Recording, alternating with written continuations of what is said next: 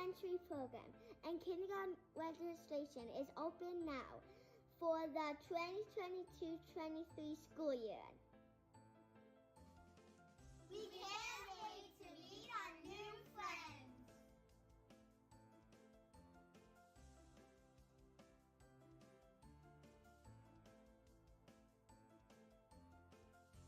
Where's the today?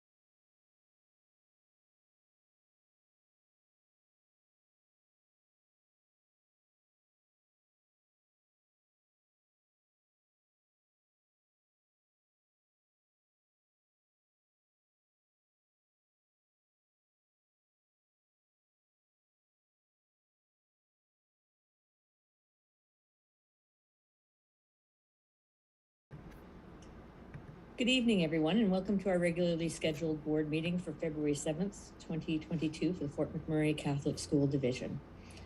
I would like to begin this evening by calling us to order at 7:01 p.m. And we will begin this evening, I will provide the land designation and prayer. We would like to acknowledge that we are on the traditional lands of Treaty 8 territory and the homelands of the Métis people. We recognize the land on which we stand as the ancestral land of the Indigenous people and its common home to everyone in virtue of God, our Creator's gracious gift. And we will begin this evening's prayer in the Father, the Son, and the Holy Spirit. Let us pray. Loving Father, you sent your Son into the world to redeem us by his cross and resurrection.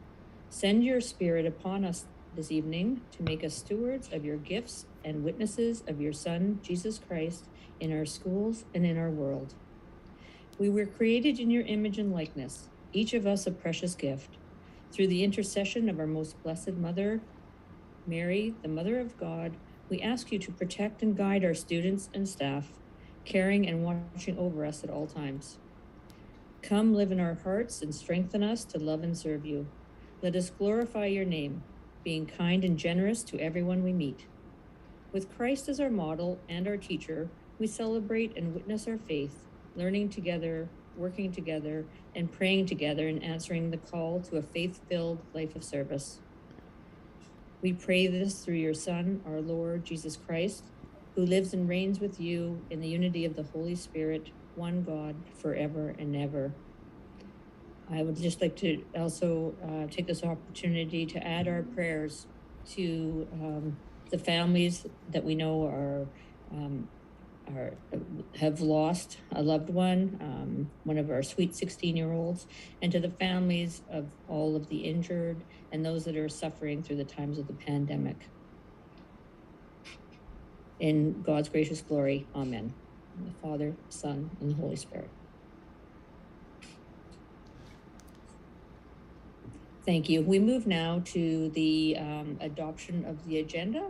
So if there are no additions or changes to the agenda, I would ask for one of my fellow trustees to please move that we adopt the agenda as presented. I move to adopt the agenda for today's meeting as presented. Thank you, Trustee Hoffman, and all in favor? I move to item number 5, the adoption of the minutes. We had a chance previously to review the minutes of our regular board meeting on January 10th, 2022. They're without not seeing any errors or omissions, I would ask for a trustee to please adopt the minutes as presented. I move the adoption of the minutes as presented. Thank you, Trustee Higdon. And all in favor? Thank you. We move now to, I will pass the floor over to Superintendent McGuigan.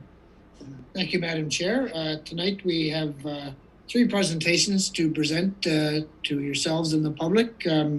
First one up is our outreach and virtual school. So I'll introduce to you Principal Deborah Kitching, and she'll introduce her team. So Ms. Kitching, it's all yours. Thank you. We're really excited to be here tonight to present to you. As George said, I'm Deborah Kitching. I'm the principal of the Outreach and Virtual Learning Academy. And I'd like to present Rachel Lambert, who is our division outreach consultant. And together here, we're excited to tell you about our school and all the wonderful things that we're accomplishing in our assurance plan. So I'm going to just turn off my video for a minute, and I'm going to share my screen with you.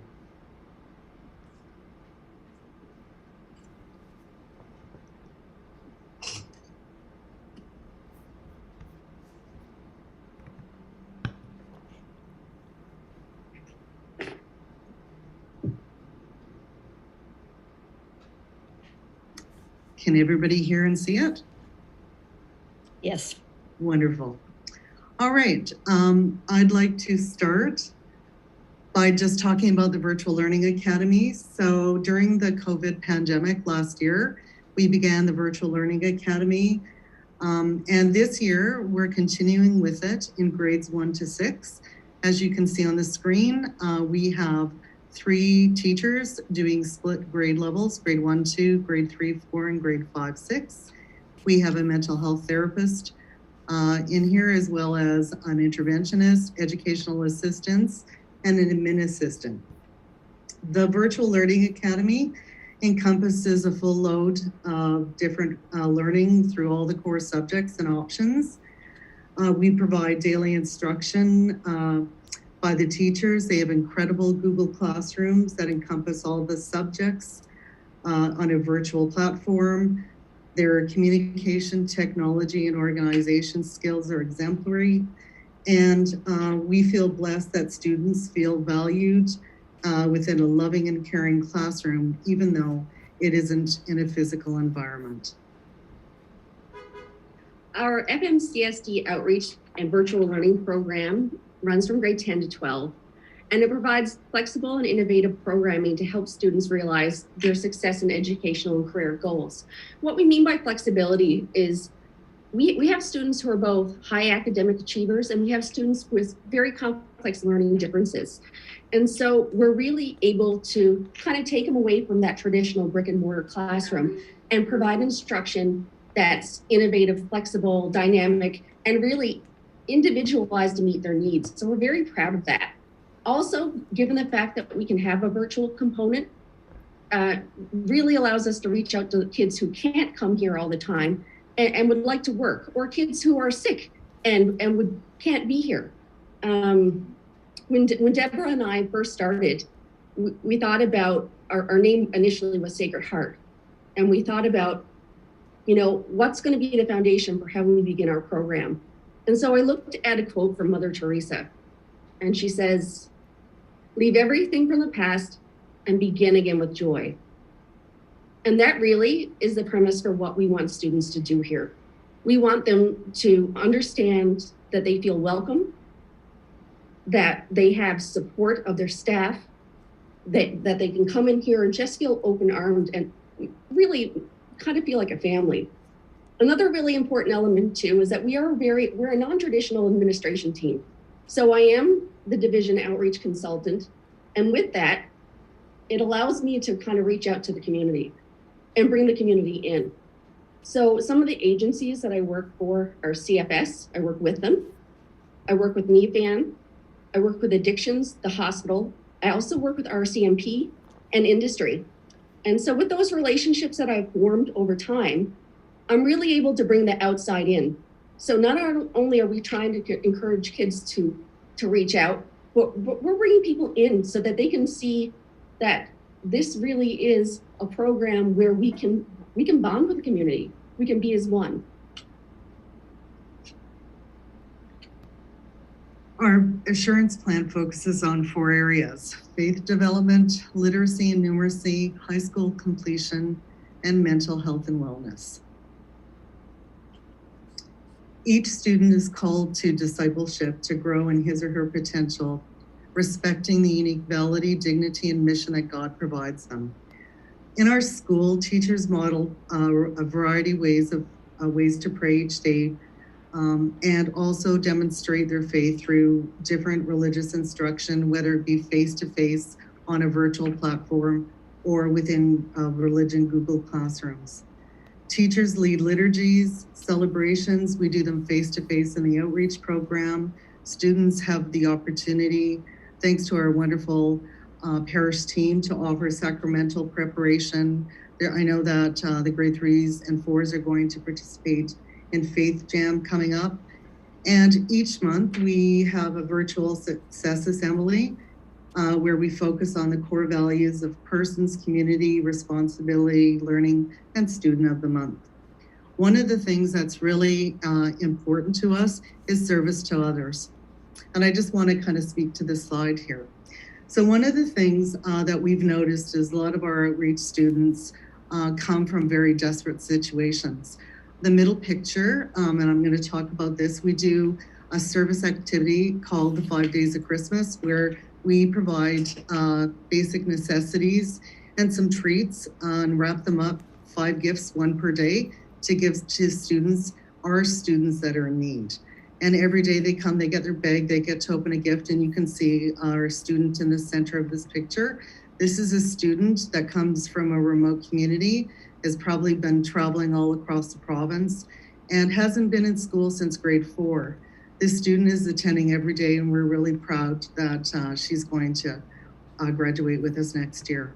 Up in the right-hand corner, there's just a little snippet of the young ones doing their daily prayer. We celebrate, like I said, celebrations at Advent. And then I just took a snippet of some of the wonderful PowerPoints the teachers produce in their classrooms. For literacy and numeracy, we want to ensure that each student can reach the best of their ability in the areas of reading, writing, listening, speaking, and in using language to think, to communicate, and to learn.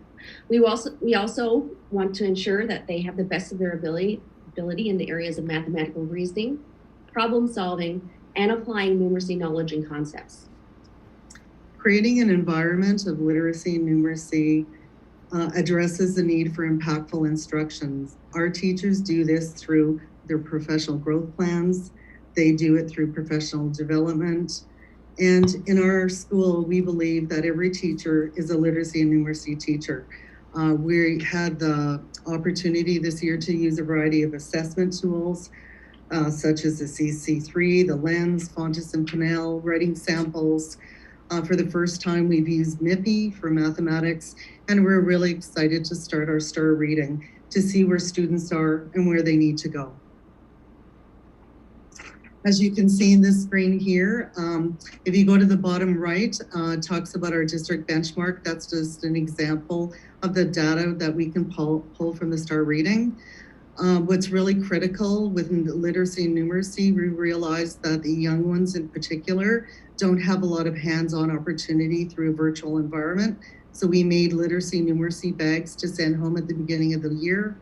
We are fortunate enough to have Annette at the top there with the students providing intervention in both literacy and numeracy. I know that I've been asked several times and other people to go and read the classes. And then I just have a specific example of one of our high school teachers and how he makes little videos to exemplify the understanding and difficult concepts in mathematics. For high school completion, we really want to make sure that every kid has the opportunity, every student has that opportunity to transition into the world of work or into post-secondary. That's so important to us, and we really work hard every day to make them realize how valuable that post-secondary education or that after-school workplace placement is. We're really excited because one of the highlights of our school is student engagement. Our students engage in a variety of ways, through culture, through community, through ways of knowing. We are partners with the Athabasca Tribal Council, and we're going to be doing some land-based learning opportunities. We do lots of different events such as Louis Riel Day, Rock Your Moccasins, Bear Witness. We're doing the Moose Hide campaign this week. We're fortunate our district has hired an elder that we're going to be mentoring to develop a Google Classroom with. We've had the Métis Association in presenting on traditional plants and medicines. And we've been asking some other elders in the community to teach us the traditional way of Métis beading, because we're doing an honor ceremony to honor the missing and murdered Indigenous women and girls in our community. We are also a safe space for LGBTQ, Two-Spirited Plus, and we do lots of other things that engage our students. In professional learning framework, it allows our teachers to work together to improve the learning outcomes of our students. Like I said before, they encompass it in their professional growth plans. They participate in professional development learning opportunities. Teachers in grade 10 to 12 provide both outreach, face-to-face instruction, and also virtual programming with enthusiasm and passion. All the core subjects are offered. They're divided into 2 semesters so that all higher level core subjects have instruction. And the teachers have spent and devoted incredible amounts of time developing very engaging courses and high quality instruction. Monitoring student needs and progress is another thing that's really at the forefront of our program. We meet with students and parents to develop individual plans. They come in, they meet with Deborah and I, and we really talk about how they learn and what they need. It's a very targeted approach.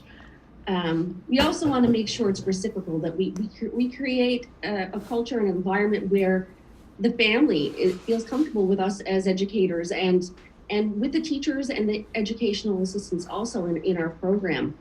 We do have bi-weekly meetings where we analyze our student data, and we just have to kind of put in a little bit of extra effort into making sure that students are doing the work that they need to do, and if not, that we are reaching out to ensure that we can do whatever we can to get them in here or to get them virtually so that we can make sure that they're going to be on track to graduate each term, or not even graduate. Let's just say they're doing grade 10, 11, and 12, that they're doing the work that they need to do. Another really unique feature is that we do have the hospital EA.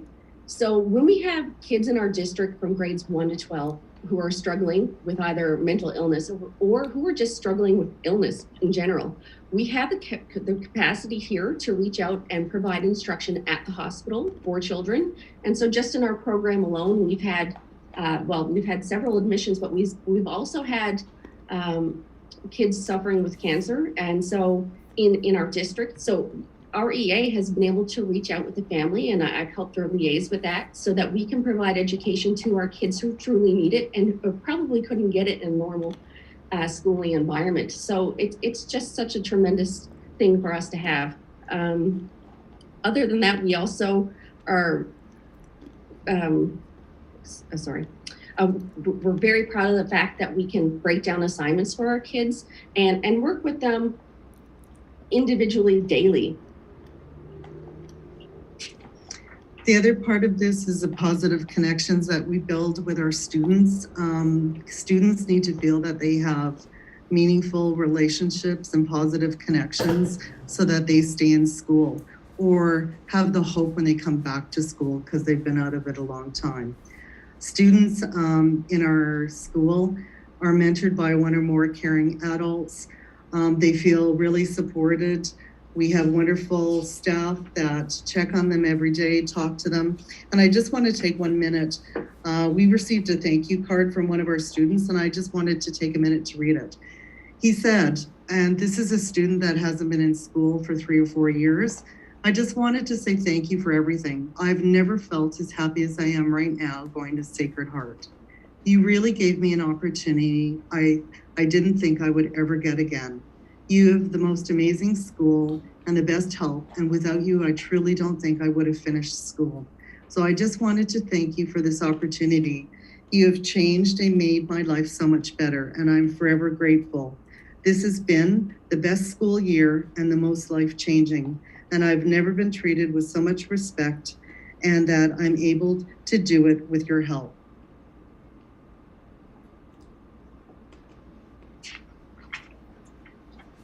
For our mental health and wellness, some of the key features is that each student and staff member is provided with programming and support centered on improvement of overall emotional support, mental and physical well-being. So we really focus on the whole student. Some of the things I'd like to point out on here is we have been given the opportunity through a generous donation from the food bank of monthly frozen dinners. This is really important to our program as a lot of our students come here hungry and they need something nutritious and hot to eat. They give us not only frozen dinners, but they also give us fruit bars and other things to help our students. So that's been absolutely wonderful. We also have a mental health therapist, Cindy Menderos, in our building here that helps support students and gives them different counseling and mental health strategies so that they're able to come into the school when they haven't been able to do so in the past.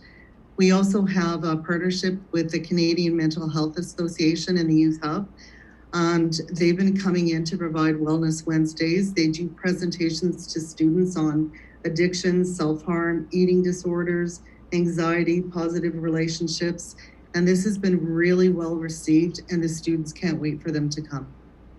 If you look at the picture on the far right-hand side, you can see that during Christmas we had the RCMP, and they came in and they gave our students a hot lunch. They were really proud of that. So what we're trying to do is build community trust and partnership. And so we try to invite the RCMP in as much as we can so that kids can see them not just as a negative thing, but as a, people that they can embrace. So it's quite reciprocal. Another thing, if you look at our happy birthday picture right there for our staff, we want to make sure that we create a culture that's collegial and collaborative, and we celebrate each other. Because we're such a small staff, we really have to focus on creating a positive culture and really valuing each other as much as we can. Because when you work within tight confines, sometimes you get a little bit intimate, and so you really have to really take that extra step to be personal and get to understand people, because we really want to create a family environment. And so I'd like to just conclude, say thank you for watching this presentation, and I'm just going to stop the sharing, and if you have any questions for us, I'll put our video back on.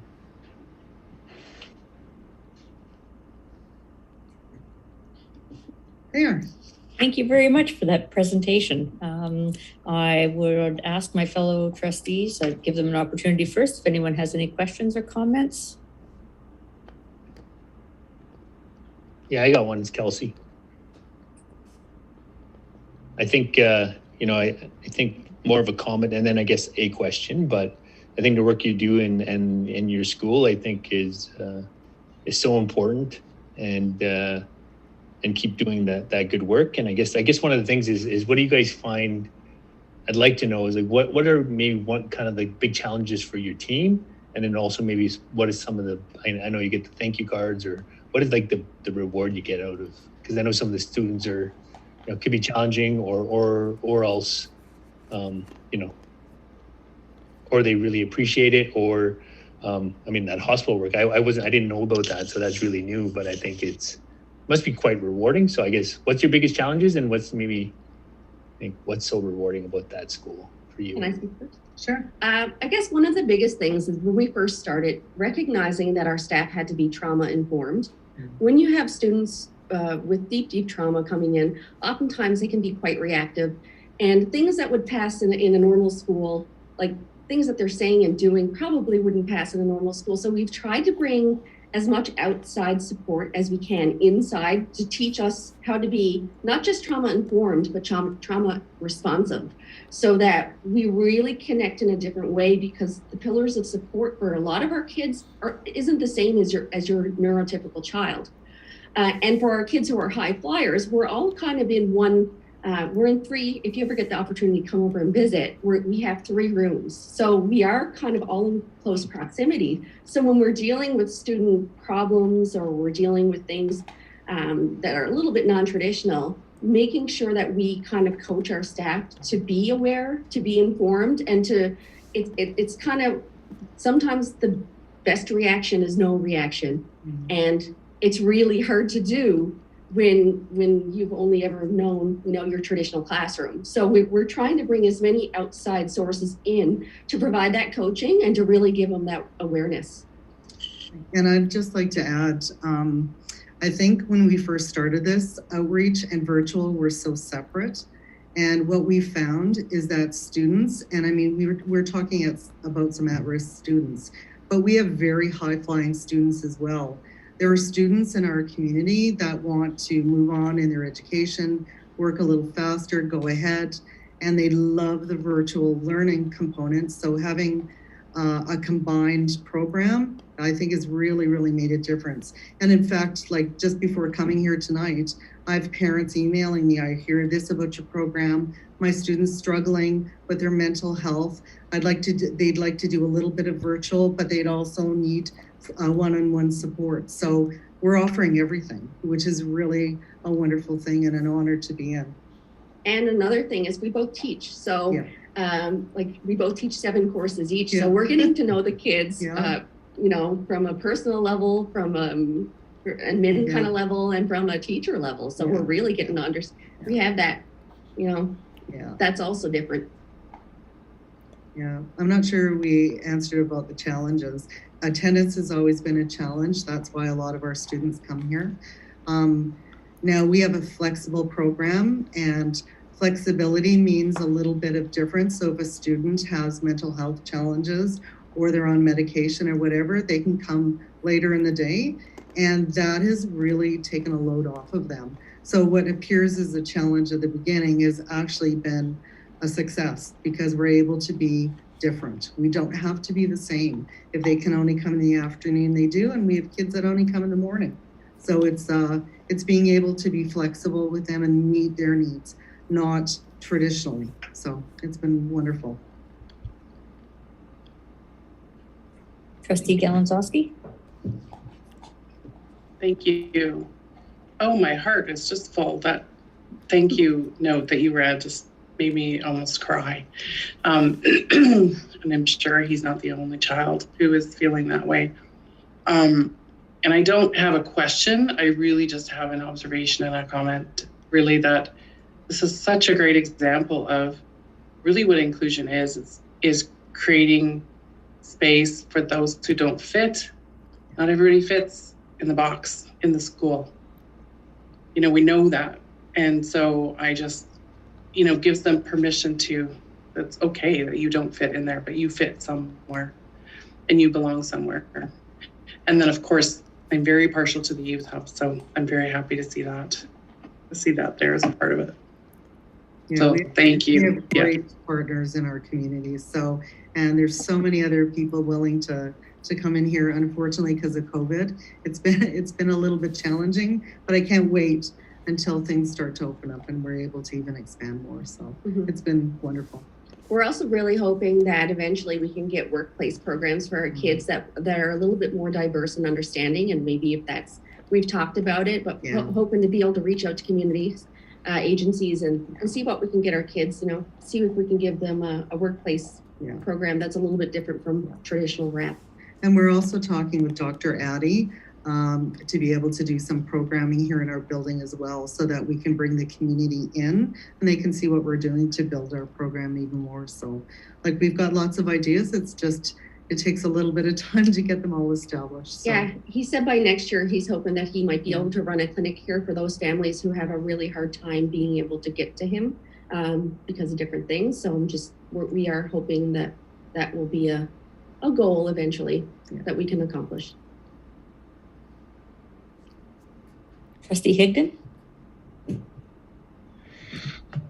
First of all, having RCMP engagement is, I think, important. I have a soft spot for first responders and what they do in our community. And, in recent years, it's unfortunate that a lot of them have been painted with the same brush. Obviously, anywhere you go in life, and no matter what the profession is, there's always going to be a few bad apples in the group. But the way kind of society has portrayed, specifically in policing, members of that group is really sad in a way. And to be able to kind of help bridge that gap between youth and law enforcement and really start introducing them to the positive light and what they can do for them, and that they have that comfortable relationship is really important. The only question I really have is just more of a confirmation question. I'm assuming that you guys participate in this, but I didn't know to what extent and how. Obviously, we have PLCs or PLF Fridays, and for personal development for you and the staff. Are you guys able to engage as much in that? Are you able to collaborate with other staff members within the district? Do you feel like you're kind of on your own? Like I don't know how that would work for you guys, and if that's something that you're doing over there. Yeah, actually, we've had incredible support from both high schools. We've had teachers that have, we have a variety of teachers here. We have an instructor that was working at Cano. So for her coming into our school system, had to work really closely with the math teacher over at Trinity. I know upcoming our PLCs will actually give us the opportunity to participate in cross grade level groupings. So that's really important. When we meet as a PLC group, although we're 3 different groups, our elementary, our literacy, and our numeracy, we kind of meet as a whole team in our school because we're so small. So it's very important for us to collaborate. And in fact, we invited Bob Van Thiel and Susan Wilkie to come in this week because we want them to come in and have another set of eyes to see how we can even become better. So it's wonderful. So. And from my perspective, I think it kind of gives us a little bit more insight because we're able to really recognize and see what each of the teachers are doing and hear, and it's quite amazing. Yeah. And then we're very blessed that Father Mercredi and Holy Trinity have such great admin teams because they really we communicate with them quite often, and now that we're able to communicate with them in a collaborative PLC, we're really running by some really great ideas for leadership for the school and how to increase achievement. Achievement and instruction. So it's really great. Yeah, it's good. It's good to hear. I was just concerned, sometimes when you're so specialized and you're so kind of niche and this is what you do, sometimes you're going to get left out of the traditional way and you kind of get left out of the collaborative stuff. So to know that you guys are getting that's important. So thank you. Trustee Hoffman? Yes, thank you so much, Deborah and Rachel, for your presentation. I find this program incredibly exciting. This is almost an experiment in education and what works and trying new things. And obviously, as a new platform in our district that's available, I think my one question would be to kind of mine your experience now and ask, what is something maybe that has worked so well on this virtual platform that maybe could be transferred to a brick and mortar, or just something that you've seen in this sort of experiment or this new process, this new way of doing things that has been a light bulb or like a really incredible maybe insight that we might be able to share? Well, just thinking about the virtual learning component, I mean, I know what we can share about the outreach, but I think the ability for teachers to be able to have such strong organizational skills and curriculum understanding, because you're building a platform for students for their learning that is not like a textbook. You're building something virtually, you're building presentations. I think the whole Google Classroom and the platform that we're using to do this has been incredible.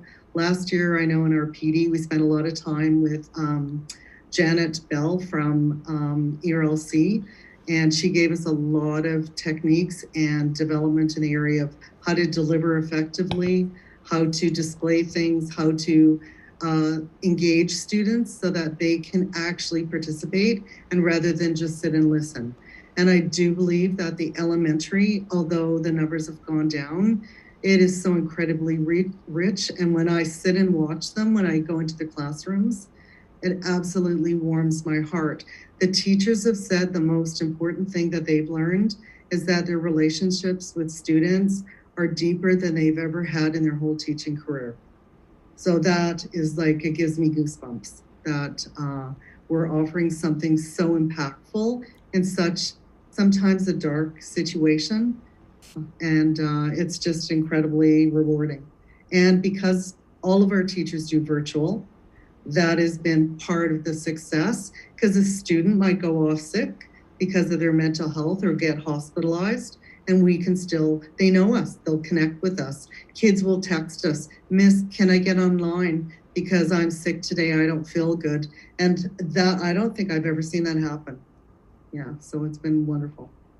And for me, because we've gone through a fire, a flood, and a pandemic, I think one of the greatest features of our program is once a teacher or any teacher has a virtual platform for their classroom and establish that at the beginning of your year, if you build on it, any teacher can use our virtual way in their classroom so that if there is a learning disruption, there is no disruption because you have everything literally virtually. And so there is no reason in this day and age to not have a backup of support in the event that something catastrophic, and we know that happens, right? So it's amazing. So I think it is the way of the future. We are kind of like at the, we're starting to build on our capacity to be more virtual, but knowing that our teachers here, if our program shut down tomorrow, every teacher in this program can continue teaching. And I think that's something that really needs to transfer to traditional classrooms,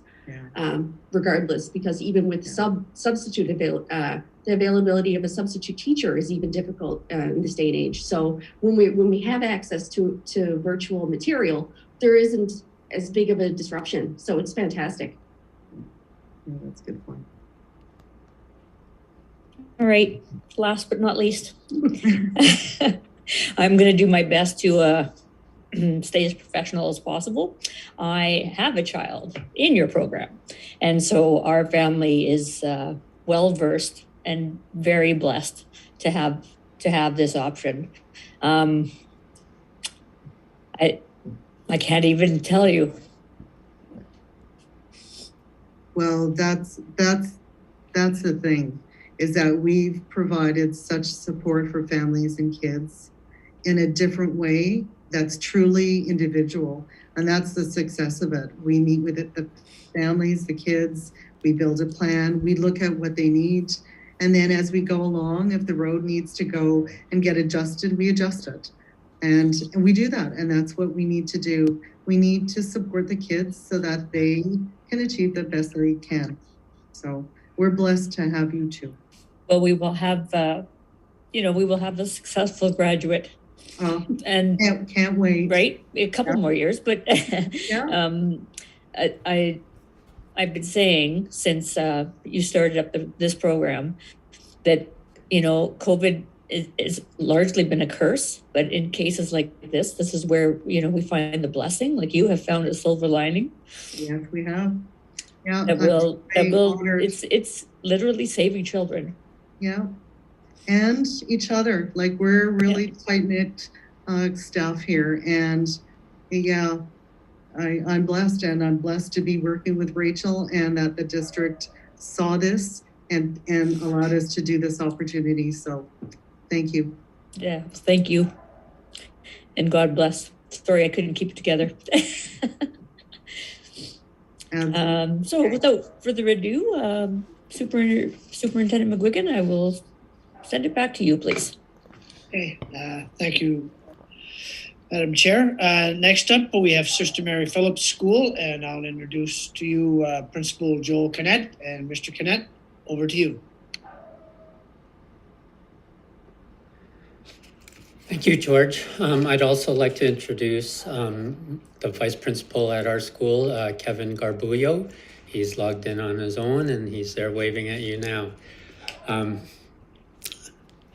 hope Deb's still on because I did want to talk to her about it. You know, Deb, I can't believe how much your program has grown and evolved since you know, you took me on a tour there that one year. It's a completely different program.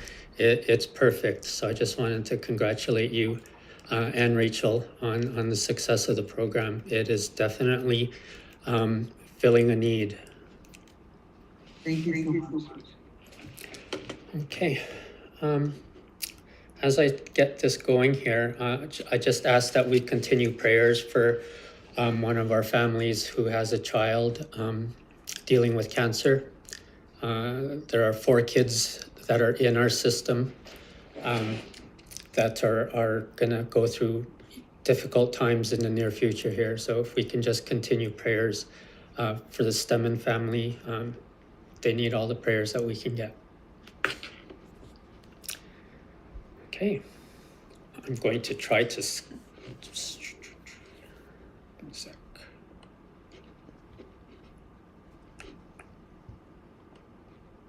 turn my video off and then share.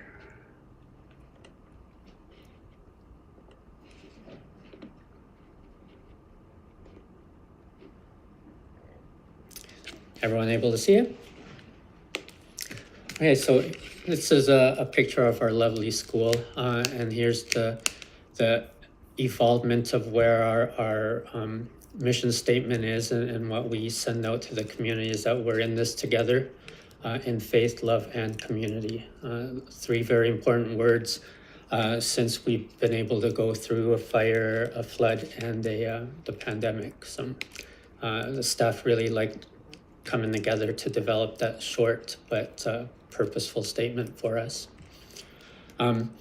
You'll hear Kevin and I talk about faith development, student success with early learning and literacy and numeracy, as well as mental health.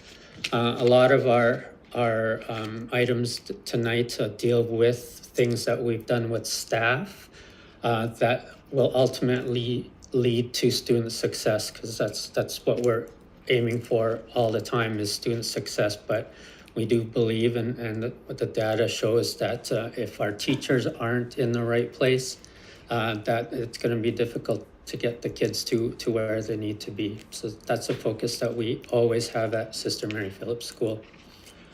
Talk about faith development. One of the first things that we want to try to do as a staff is to strengthen our relationship between the school and the parish.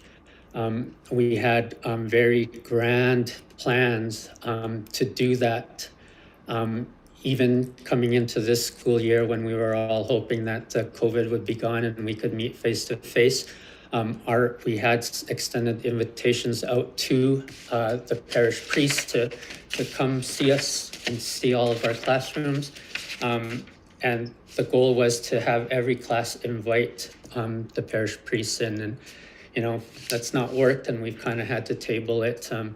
Even over Christmas break, before Omicron came, we were getting ready to move ahead with this one as well. We've had to adapt our connection to the parish. It's not as exciting as what we were really wanting it to be. And I'll clarify that here in a second. I was lucky enough to be part of the Spiritual Development Committee, I'd say 10 years ago, when we came up with the idea of our PLF masses. The question that we talked about in that committee was, well, if we can't get our staff to church, let's bring the church to the staff. And such a simple idea evolved into what we currently have now for our PLF masses, and it's a wonderful thing.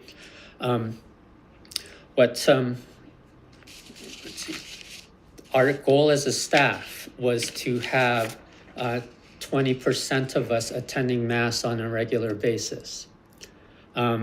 We've not come close to that at all, but it was a nice, heartwarming goal to have. We were planning on having listening to the message every Sunday and then meeting together as a small group to talk about the message in the homily that Sunday and how we could bring it into the classroom every week. That's our goal. It's always been difficult to get our staff to church, but it's a worthwhile goal to have, and we hope to continue and meet that goal and exceed it in the future. Student success. Early learning, this is something that we're really proud of, that we're focusing on it. And during our PLC time now with the assurance model, something really happened that we kind of did years ago and we got away from it. And it's using the data that we are able to get from the literacy and the numeracy info and have multiple grade teachers talking to each other in the same room. What it's allowed us to do is it's allowed us to show where our needs are and where we're doing really well. But what's happened from that is that we're able to see in grade 1 in particular what the needs were in literacy, and the kindergarten teachers were able to say, hey, we have space in our curriculum to be able to help you with that. And the results have been tremendous this particular school year. Is that, you know, some of the in grade 1 they have to know numbers up to 100, whereas kindergarten only goes to 20, right? And so with the time and the ability to go a little bit further in kindergarten so that they're ready to go in grade 1. It happened with literacy too, is that in literacy, yes, they're supposed to know all the letters in the alphabet at the end of kindergarten, but the first day of grade 1, they are expected to know the letter blends, you know, and the sounds that come when we blend letters. And so kindergarten's been able to pick up that as well. And so the goal is that this school year or next school year, that the kids are better prepared to start grade 1. And that's actually moved into the upper grades, but I'm only giving grade 1 and kindergarten an example tonight. Our staff, we've been utilizing each other.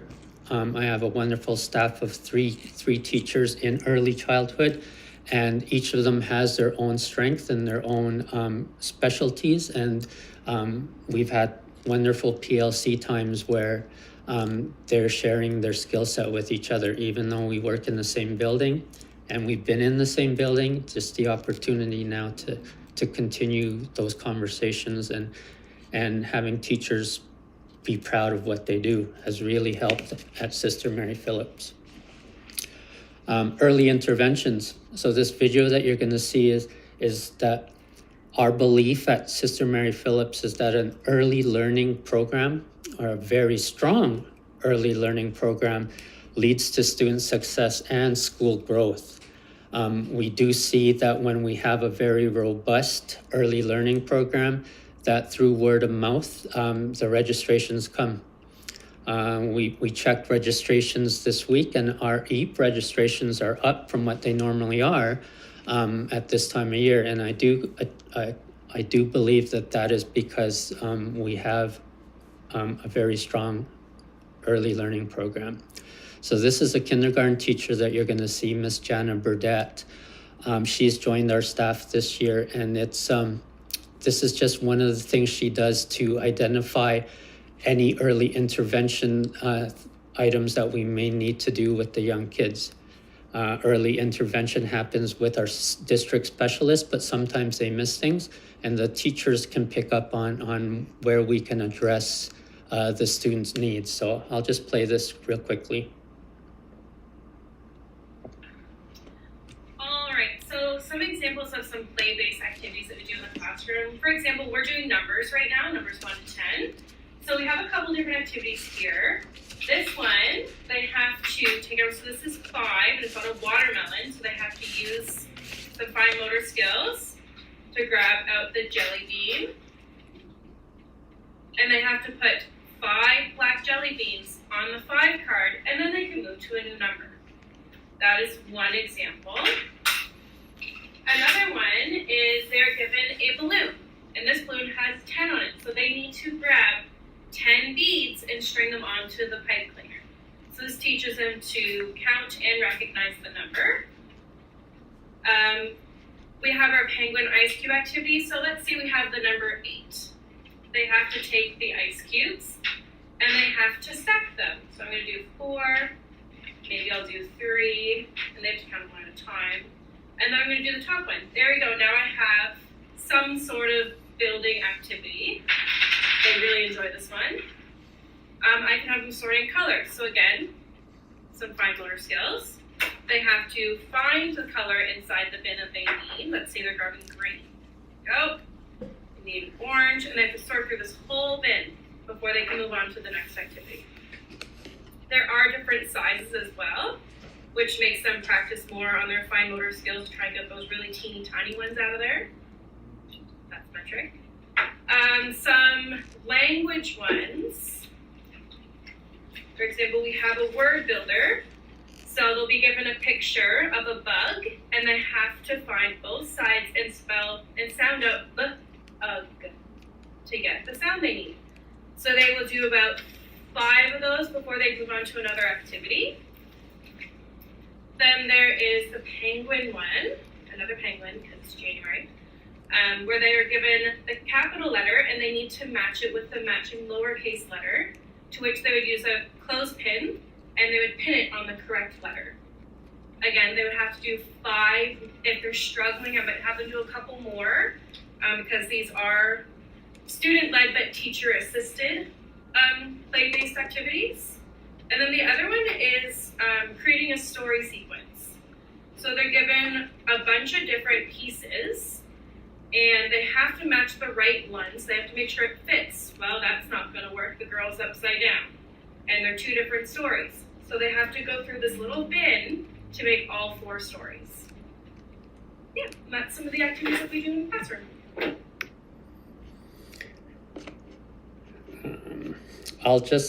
I have to speak on the matching the dice one and the going to 8. Kathy will appreciate this, that allows students at age 3 to find different ways to get to the number 8, right? So she did 4, 3, and 1, but you know, they have permission to show it as 2, 2, and 2, and 2 at age 3. It warms my heart when that happens. Oops. All right, so some examples of... Okay, this another thing at Sister Mary Phillips that we place a lot of importance on is the relationship between the parent and the school. I've been very fortunate in the 8 years at Sister Mary Phillips to always have a very strong and active school council. They are very supportive of what we do. One of the things we do purposefully though, and even during the COVID times, is that we try to get the parents of the young kids involved early, so in EAP and K, and then they usually hang around till the end of grade 6. We're seeing that cycle happen now. Our core group of parents have kids in grade 5 and grade 6, but we have another group of parents that are ready to take it and run once this group finishes. We've been bugging them to try to stay active when their kids are in junior high and high school, because we know school councils there are not as populated as they are at the elementary level. But we try to build those relationships there. Okay, next. Literacy.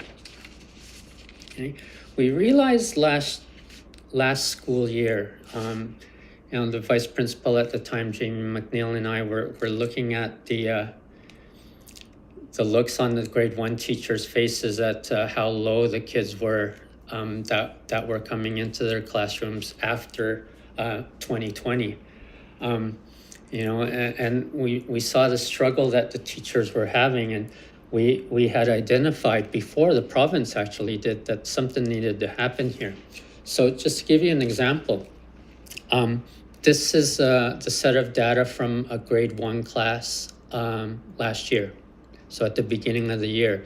What you don't want to be seeing in this graph or in this info are all the reds, right? Those reds are below grade level for reading. This is coming into grade 1. You can see term 1, term 2, and term 3. The teachers were not able to get the kids caught up to grade level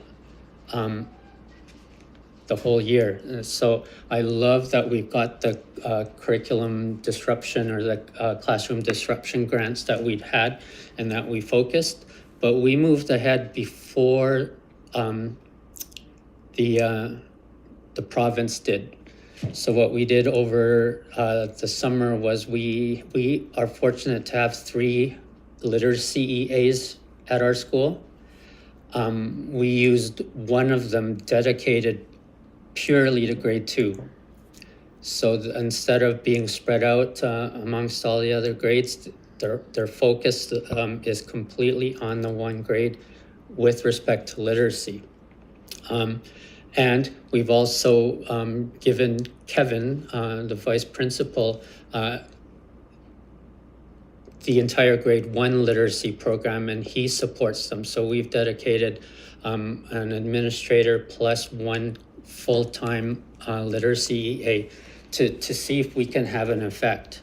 We believe that there will be a positive effect on that, because in addition to what we've done, we've also got our interventionists in there. We've also got the substitute teachers that are giving the grade 2 and 3 teachers release time now to plan together or to pull kids out as individuals and support their literacy, or work with small groups, and even work together with the substitutes so that they're both in the classroom supporting the students during their literacy time. So a lot of different layers of support are coming in at this level, and the exciting part is that we feel this is going to work, and grade 2 or grade 4, 5, 6 will benefit from it down the road. Again, things we've worked on, changing what our staff do that will lead to student success in the future. This one's a grade 2 one. All right, so you see there are some successes in there, but also in grade 2, if you take a look, this we weren't getting a lot of movement out of the reds to get them to grade level, to get them to a green. Again, hopeful things will work. I'll turn it over to Kevin to talk about math. So just going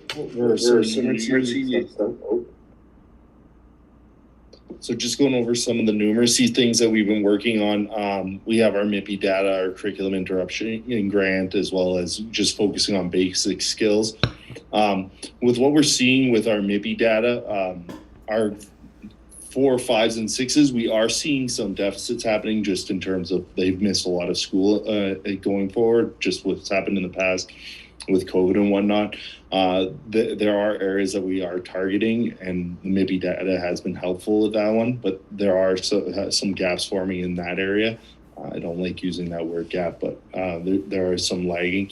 What we are seeing with our grade ones and our lower ones, just based on the play-based activities, the things like Miss Burdett was showing and what we're seeing in the other ones, we are closing ground, and there is some significant growth happening amongst our younger students, which is good and showing that our target approach is working.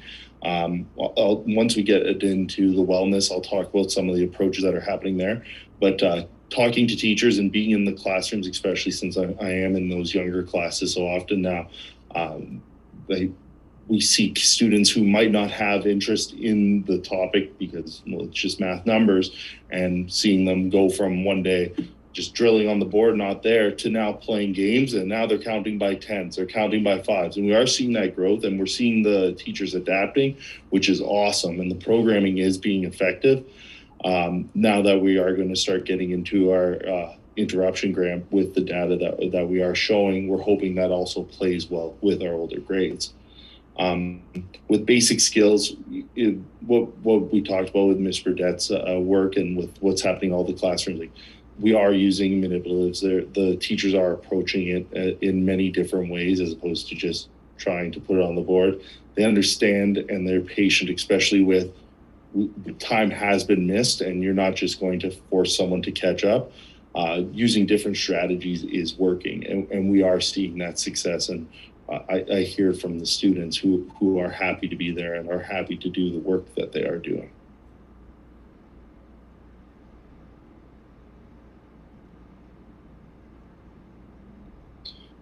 So with our mental health and wellness and how it ties into the curriculum, the work that's being done is an approach to being meaningful. And what I mean by that is, you'll see with our kindness project, meaningful work is being done with our grades and with what's going on and with this approach to mental health and what we're talking about with like right now, there's a lot of anxiety with our students, with our families.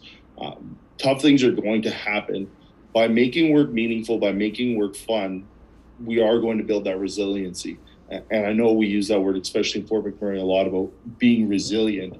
But with our opinion, when we talk about being resilient, is like, things are going to be tough that we're going to have to overcome. We're going to have to do that. If it's things that are enjoyable, you're more likely to overcome it. So by making school fun, by making classroom activities fun, we are going to be more likely to overcome this adversity. So with first part of it, when we get into what Ms. Cardinal's talking about, if you can go to the next slide, Joel. Our Indigenous liaison, Ms. Kyla Cardinal, she's doing a great job, and she's going to talk about in a second about the work that she's doing, this meaningful work. There's a study that we were talking about, the educational and social innovation from the Canadian Journal of Education.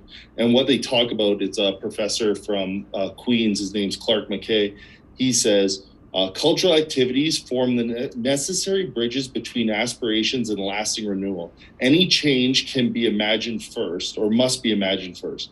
Art stimulates and exercises individual collective inventiveness, thus promoting experimentation and adaptation necessary for people to adjust to a constantly changing conditions. And we are seeing that with these constantly changing conditions. And Ms. Cardinal's doing a fantastic job of adapting to this and giving meaningful work that is centered on local Indigenous cultures. So we'll show the video right now.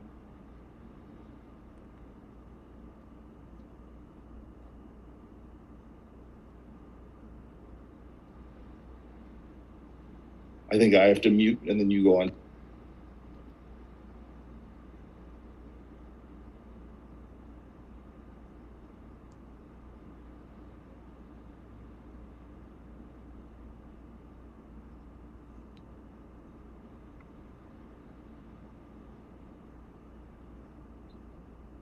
Joel, I think you have to unmute and then I'll go on it. Did you hear any of it? Do I have to start it over? Yeah. Hey, let me know if it's working. My name is Kyla Cardinal, and in my role as Indigenous liaison, my responsibilities include building and sustaining relationships with Indigenous children, youth, and families first and foremost. The well-being of the Indigenous children in our SMP community is at the heart of all I do. I really try to make sure I am always in line with my medicine wheel teachings and checking in with the students in all 4 areas of mental, physical, spiritual, and emotional. This month, we really highlighted the areas of spiritual and emotional. With all of the tragedies that we have been facing in the community, it was my main priority to make sure the well-being of the students and the staff were considered before all other things. So we have been smudging a great deal this past month and learning to check in with what is going on inside ourselves, and also to send prayers to those who could really use it right now. Mental health and wellness has been a big priority for me, and I give so much credit to the students and teachers for getting through the last few years. As we all know, it has not been easy. We have been learning about natural medicines that we receive from Mother Earth and how to best use them while praying together in smudge circles. Other ways we do this are the preparation of tobacco ties and learning protocol how to make a tobacco offering and how to care for elders and special guests when we have the opportunity to spend time with them. I tried my best to maintain connection to elders this year with the help of technology. Physically, it has been hard to get together with restrictions, but learning how Indigenous peoples traditionally prepared foods like pemmican that were full of nutrients in all of our food groups has been a huge success and something the students really enjoy creating and tasting. I am thankful to my family for being the hunters, gatherers, and berry pickers to help me share this traditional practice. We also create our own natural dyes to make beautiful Métis flower-inspired art. Our students have also learned how to skin, clean, and prepare fish scales and have been graciously gifted dyed fish scales from my cookum to create fish scale art. Fort McMurray is surrounded by beautiful lakes and the rivers, so bringing this experience to classrooms highlights the ingenuity and resourcefulness of our people and how much they valued the gifts the animals gave. From food to sustain us to using fish scales to create art, you can see this lived out, and the children get to create a beautiful artifact to remember this. I also try to include whole school experiences as we have big discussions on things like residential schools, National Indigenous Peoples Day, Moosehide Campaign, Heart Gardens, Rock Your Mocks, and other really important events that come up throughout the year. I am so thankful that these topics are welcomed and very proud of how well our students are at every grade level at handling the discussion of them with so much empathy. Here are a few examples of whole school art projects as an extension of our learning of those topics. We also find a lot of opportunities to do storytelling, drumming, beading, traditional foods, and so many other interactive and hands-on opportunities to help us embrace and enjoy Indigenous cultures in as many ways as we can. Thank you for allowing me to share.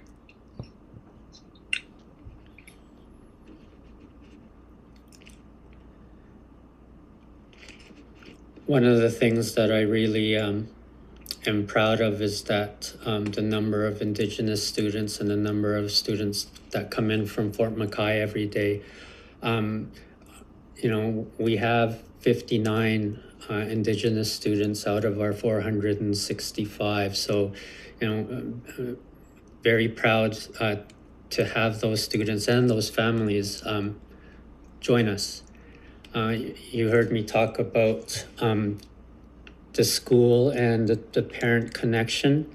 Luann Demers Noble, who was the principal at Sister Mary Phillips while I was a vice principal, came up with the idea of parent-teacher interviews in Fort McKay. So we went out there one day just so that we could have parent-teacher interviews. We were there for 6 hours. 2 families showed up. So we did it again the next year because we really wanted to establish that trust. And we spent 6 hours there and we weren't able to meet with all the parents because they all came. They all came to meet the staff. They came to do parent-teacher interviews. Wildly successful initiative that was started, by Luann and carried on by me. The problem, we were scheduled to go out to Fort McKay on March 13th, 2020. That's the day that they decided to close down their community, and we lost that connection with them. Very proud to say that 10 of those families still continue to send their kids to us, in spite of not having that strong connection with them. But we'll get that going once we're back to normal again. Kevin, did you want to introduce the Kindness Project? My name is Kyla Cardinal, and in my role as an Yeah, so we have our Kindness Project that's being put on by our grade 1 teachers as well. And that's a great approach to meaningful work. So one of the things that we talk about when we talk about like mental health and wellness is like finding our why. The quote that I like is by Viktor Frankl. A person who becomes conscious of the responsibility they bear towards a human being who effectually waits for them or to unfinished work will never be able to throw away their life. They know the why for their existence and will be able to bear almost any how. So when we talk about like what's our why, finding our why, doing meaningful, purposeful work, this is where we get that buy-in from our students, where what they're doing is important. It's not just busy work. This is work that they're going to remember. It's going to be lasting. And our 2 teachers, Ms. Jardine and Ms. Keenan, have done a terrific job with this Kindness Project. Just some data before we show it in terms of gratitude, because this project is rooted in gratitude. This one comes from the effect of gratitude on elementary school students' subjective well-being in schools. The data is that there's a correlation. Analysts showed that gratitude was positively related with school satisfaction and the positive effect in school for elementary students, both boys and girls. Namely, the stronger the grateful disposition, the higher the school satisfaction, and the more positive effect reported in the school. Likewise, pro-social behavior was positively related with social satisfaction or school satisfaction and positive effect in the school for elementary students. The more pro-social behavior, the higher the school satisfaction and the more positive effect reported in the school. So with these next two videos, and then I'll finish, you'll see the effect that this is having on our school and just on our community, whether it being the staff, the parents, the kids themselves. In the second video, you'll see how giddy these students are. It is terrific to watch.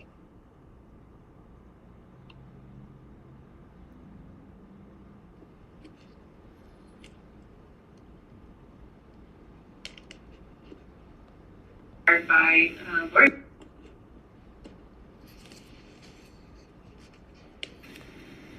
We decided after watching a video that was inspired by Lori McIntosh from Smith Kinders, she has inspired us to do this Kindness Project, trying to bring a little bit of light and hope when people are feeling down. We've been in this pandemic for 2 years now, and just wanting to bring some light and positivity and give our grade 1 students a chance to be able to give rather than just receive.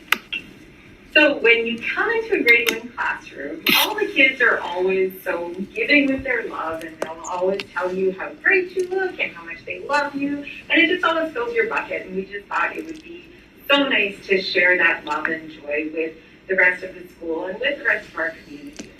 The kids are pumped when they get to take part in these activities. They love going around the school and bringing treats to our staff members, watching them do some team building while they're making the cards.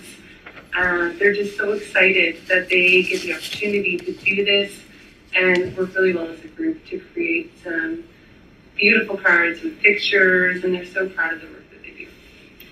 The kids love it. They come back and they're like, what are we going to do next? They just always, they feed off the joy that they bring to other people, and they just really notice. We always talk about how it fills your own bucket when you do something nice for somebody else. So they totally get that, and they're just always pumped when they get to do a new kindness project. Before the last video, these two teachers went out into the community and asked if they could donate to the kindness project. And so Prestige Jewelers donated a chain and charm set for every teacher. And the male teachers, they got a ring. And then they also had a cupcake company, I forget the name, but someone baked cupcakes for every teacher and they handed them out. I love the connection to the community and being able to give back. And so in the next video, we'll show you that.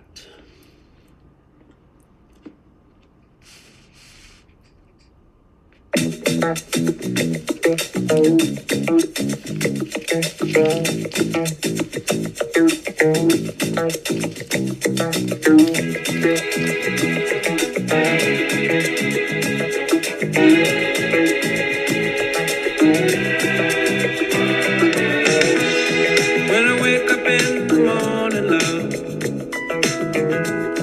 and the sunlight hurts my eyes, and something without warning, love, bears heavy on my mind. Then I look at you, and the world's alright with me. Just one look at you, my goodness, and I know it's gonna be a lovely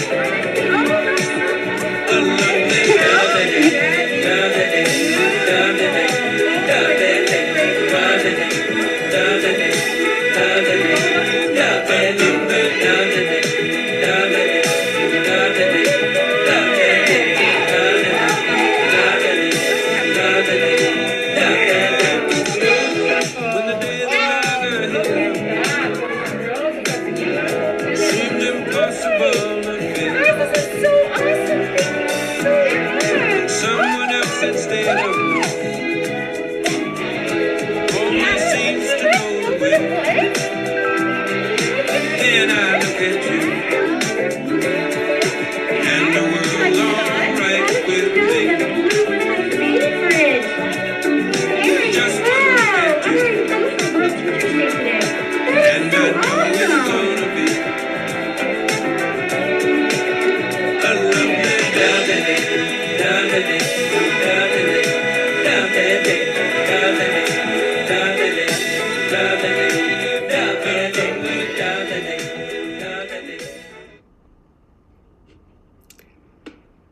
And that's our presentation to you tonight. Thank you for your time. Thank you very much, Mr. Kennett and Mr. Garville. Sorry, Joel, if you could mute, please. Thank you.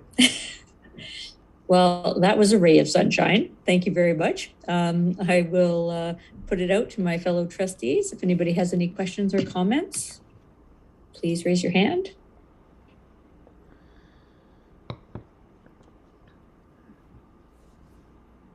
You've shocked them into silence. Trustee Higdon? More or less just a comment, I think, on the kindness project.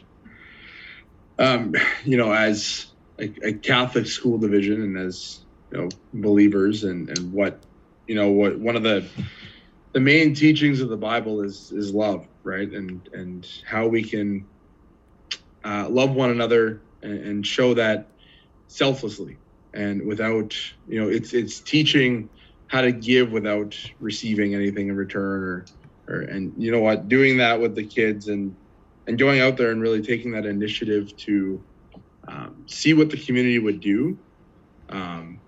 And the fact that Prestige stepped up to the plate is no surprise to me. They do a lot in this community and they do a lot for a lot of people. But but the fact that they would do that and partner with the school so that these children can go in and learn what it genuinely means to give and to love and to show that in just such a simple way, I think it just speaks volumes to what you prioritize as a school, right? I think that's what really it shows where your effort is going and where your priorities are, is that we want to show people love and we want to raise these children that are in the school the right way, to show compassion and to show love and to know what it is to genuinely give from where your heart is. So for that, I just wanted to say thank you for all that you're doing there. You and the staff, you guys are doing a great job. And yeah, that's all I want to say. Thank you. Trustee Chambé? Yeah, just one question, because I made a note here just because you mentioned about the parents, and what are your kind of tips and tricks for, or things you do differently around parents, like getting them involved? Like, is there something you guys maybe do differently than other schools, or? I don't know if it's that much different from the other schools, but we start off slow. We really like to welcome and bring them in with activities that are not that difficult, like being at the table during picture day, right? And then we just gradually give them more responsibility, and they really like the added responsibility, and it's worked for us, right? We've had big events at the beginning and we kind of scared them away. So, we ease them into it.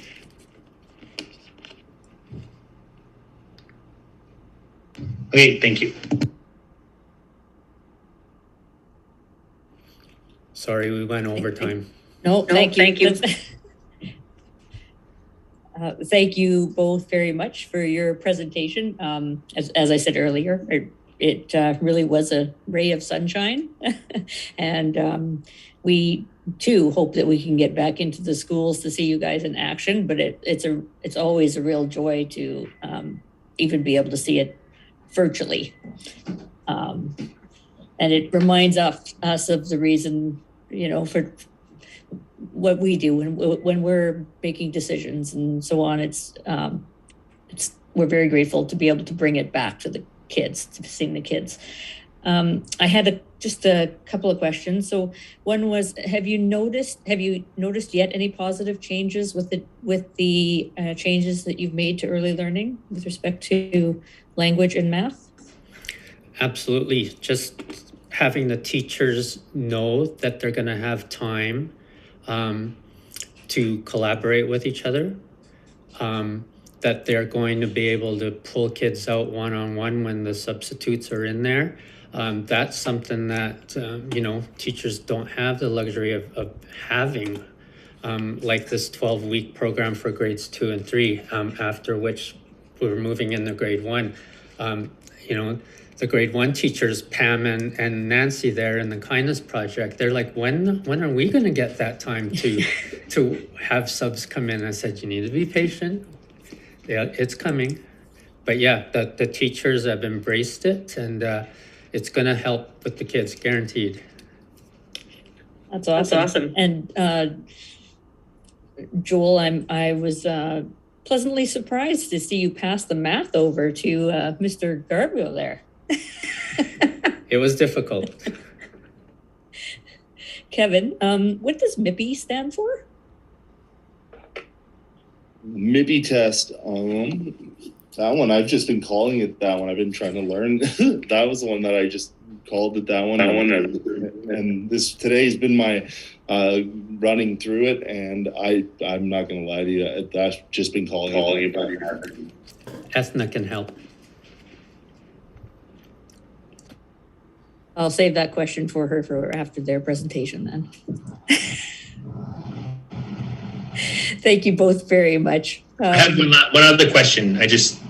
Oh, sorry. I meant to ask around I thought it was pretty cool. You have I think it's almost 13% of your staff or students are Indigenous. And, but I know were you able to get more parents or some parents involved even after you couldn't do the in-person? Were you able to get some from Mackay, through I know some of us, we had the phone calls, the Teams or Zoom. Were you able to do that? Was that successful or? wildly successful during the first round during COVID. We had almost every family asking for Chromebooks to be sent. And so we tore apart 2 of our Chromebook carts and sent that home, and the kids were logging in and they were participating. Awesome. Yep. Math intervention programming instruments. Sorry about that. Oh, saved the day. Thank you very much. Thank you for taking the time to school us on everything that you are doing in your school. We look forward to being able to see you in person, hopefully one of these days soon. I will pass it back now to Superintendent McGuigan. Thank you, Madam Chair. Next up, we have Father Beauregard School and Principal Jeffrey Power, and he'll introduce his team. Take it away, Jeffrey. Awesome. So thank you everyone for being here. I know this has gone a little bit longer than expected, but I do appreciate everyone's attention this late in the evening. My team, so I think she just zoomed off for a quick second because I know she's at home now. She's home by herself with her son. So Ethna Pierre is our vice principal. Oh, there she comes back on. I know she interrupted Kathy early on, but and then just the other person on my team who's actually not on the Zoom, but I think is a part of our leadership team. That's a critical part of our leadership team is actually Miss Leanne Canette. So Joel's wife is our classroom support teacher. So she is actually somebody who works very closely with myself and Ethna. Although I'm going to be talking about a whole bunch of stuff that Ethna and I are working on, that is also inclusive of Leanne because she's an integral part of this team as well. And before I share my screen, I rarely get an opportunity to speak to everyone here. So I just wanted to say thank you. I have to say it every time I see kind of senior leadership teams. I believe I have the best job in the world, and I get to enjoy every second that I get to come to work. And not every person on this planet gets to say that, but I can confidently. So I just want to thank you guys for the opportunity to get to lead one of your schools, because I am blessed to get this opportunity, and I think Ethna would feel the same way. That this is a blessing for us, especially with the clientele that we get up here at Father Beauregard. I have to say thank you guys. But then I'm going to share my screen, and I ran through this with Lydia Van Thiel. Thank God she was willing to take my call at 7 p.m. tonight, or 6:30 tonight. But I'm just going to basically go through my presentation and just talk about the different various goals that we have at our school. It's a little bit different than I think maybe the other presentations. But first and foremost, I just want to draw your attention to what our scripture theme is this year. This is how I did my job interview when I was applying for principal. This is how I opened my our first staff meeting. And I just think this Bible verse actually speaks to exactly who I feel I am as an educator and who I feel, or what I feel our school at Father Beauregard is. And it's just a reminder that no matter the children we get, Jesus made it very clear, let the children come to me and do not hinder them, for the kingdom of God belongs to such as these. Truly, I tell you, anyone who will not receive the kingdom of God like a little child will never enter it. And I think scripture is critical. I think no matter the faith denomination that you are, we all are founded in scripture. And so I always try to bring us back to that. And I'm going to talk about that when I talk a little bit about our goals. So our faith goals at Father Beauregard were very simple. Ethna and I met in July of the summer, and we talked about this, and this was our top priority, which is why we're putting it first. And we said, first and foremost, we want our students to be active participants in their faith. We don't want them to be receivers of faith. We want them to be participants in. So our very first goal is simply that. We want our liturgies every month to be active, and we want them to be inclusive of our Indigenous heritage. So something that, and I have to give Ethna Pierre a tremendous amount of credit here. Her and I constantly collaborate each month, but she definitely is the ground running on this part of it. But we basically plan various lessons that have the students either going through centers, they are creating something, they are learning prayer through doing. And so I just listed there for you, and you guys can all read, but these are the liturgies that we've put in place this school year. But one I want to draw particular attention to was in our second goal, which was we wanted to try and increase parental engagement with regards to faith. Again, we recognize that we have a multi-denominational school. We have children of the Islamic faith. We have Christians here. We have we have Catholics here. We have a whole bunch of different faiths, and so we do just want to bring people back to what we represent, to what Catholicism is. So what we've chosen to do is chosen 3 kind of critical times: Thanksgiving, Advent, and Lent, and we've created our liturgies around what the students can do here and how they show up here and what they can translate to home. So just to kind of give you an example of one that we did was our Thanksgiving Rosary Path, and in that picture you can see that was one of our 10 stations. But basically what we had created in our backfield is we had 10 signs set up in the field, and the students would go through each sign and participate in one of the prayers that is attached to the rosary. And because the month of October is the month of the rosary, they actually got to create the first section and the first 10 Hail Marys. They got to create that on their own little rosary bead, and they got to do those prayers as they walked around our outdoor centers. From there, the students learned that, say, on the Monday or Tuesday, and I could be getting the days wrong.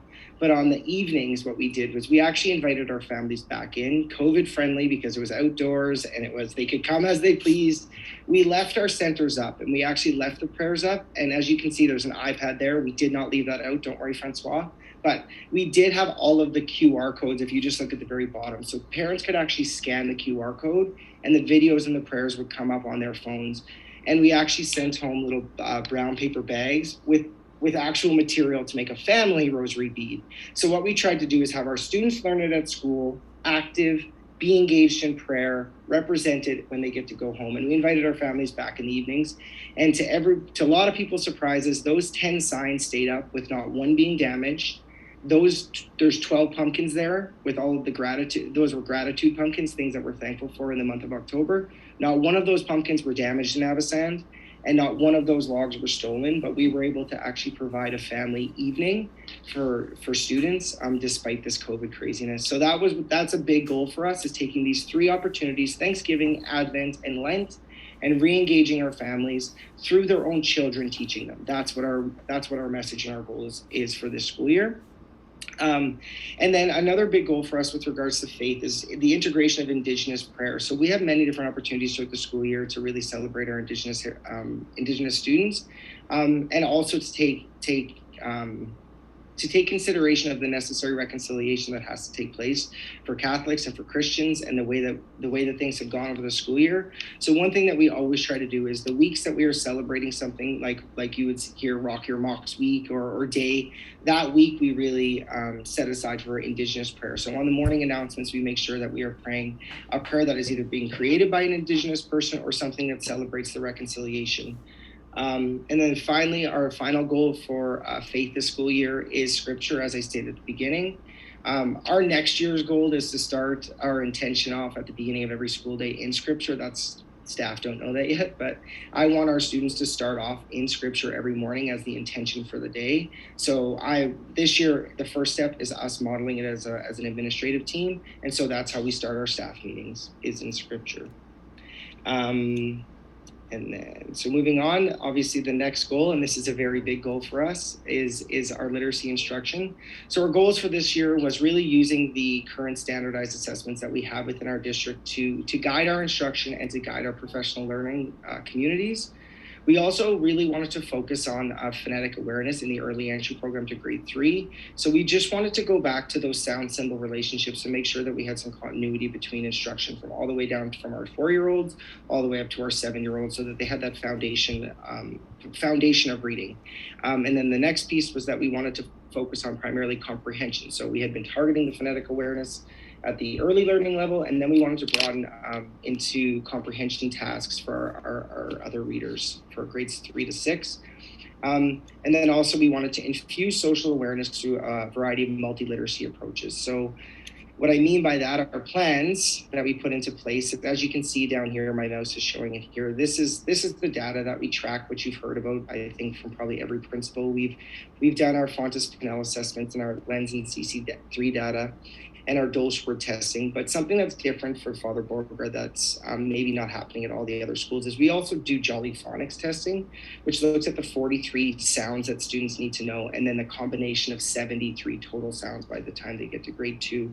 And that's the program that we use to teach phonetic awareness. So although we do all of those other assessments, Jolly Phonics is also a key factor for us because that's the tool that we're using to help teach phonics. And so we use their assessments to determine areas for growth for students.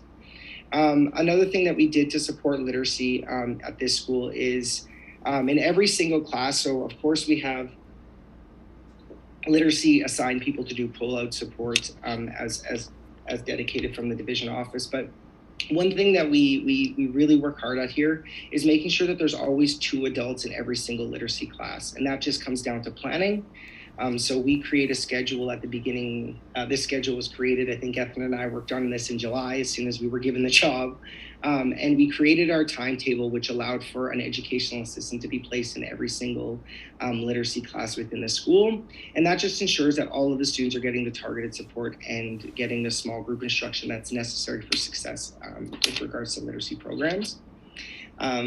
Another plan that we put in place here at our school was we provided targeted intervention for students who are reading below grade level. And I know it doesn't always sound great when we always target kind of those low kids, but a lot of times families, what we're finding, we get this report card comment that gets sent home in November and it says, well, your child is reading below grade level and they should work on this, but we don't actually give them the tangible things that they can work with because not every parent is a teacher and not every parent is able to pull out a group of flashcards. So one thing that we're working on is actually providing those resources to families for their children so that we can continue to get that program, what we're doing here at the school, translated into the home. And then through the review of the data, this is just to give you guys, because I know the question of PLC was asked. When we reviewed our data concretely, one of the biggest things that we noticed was that we were actually doing a really good job of phonetic awareness. And I do think that's in part due to, well, the previous administration. I have to give Mr. Jason Campbell a whole bunch of credit for that. But they do use the Jolly Phonics program and have at this school for several years, which means that every teacher is trained on a very consistent approach. But what we were finding based on our Dolch word testing and our CC3 data was that actually students at the early entry program to grade 2 were actually struggling not with the ability to read, but those words that are what we call in Jolly Phonics tricky words or Dolch words, those high frequency words was the area that our students were struggling with, those ones that you just have to memorize in order for you to read. And so our Division 1 team is actually, like Joel has said, because I think that's such a powerful thing, our Division 1 team and early entry or early programming team are working together to create a scope and sequence for tricky words and those sight words to determine how we are going to get our students better equipped when they get to the grade 1 and 2 to tackle those words that are just from memory. They aren't based upon phonics. And then finally, the last comment I made with regards to our goals was what we are doing to try and integrate literacy into social problems and social solutions. And that's something I'm just going to invite Ms. Ethna Pierre to talk about because this is something she works hard on every single month. And I think she does a great job of it. So I'm going to segue over to this. Go ahead, Ethna. Okay, I think, can you hear me? Yeah. Okay, so yes, this has become one of my little passions, and I think that comes from some of the time that I spent doing some learning coach work in the district. But every month, we essentially have started to put together a literacy box at Father Bow. And part of the idea kind of came from those of you that are familiar with Fontes and Pinnell Classroom. It comes with interactive read-alouds.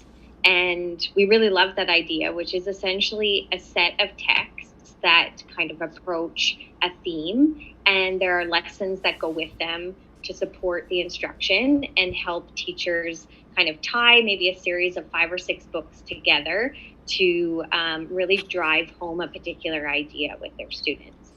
So we started to throw around the idea that maybe we needed to create some of these ourselves because our teachers, they work very hard to cover their program of studies. But we also put a lot of demands on them to cover different societal themes and different things that come up in the community, as well as global kind of initiatives that are out there. So that, believe it or not, is at times a stressful thing for teachers to put that additional thing on their plate.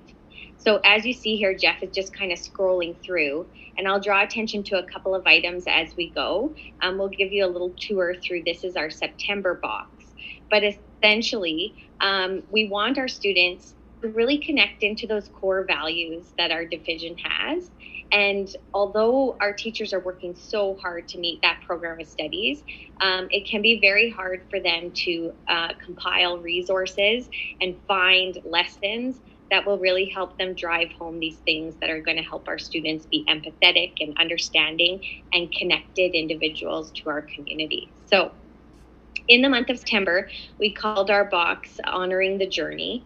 And the reason for that is because we were asking our teachers to talk about topics such as Terry Fox.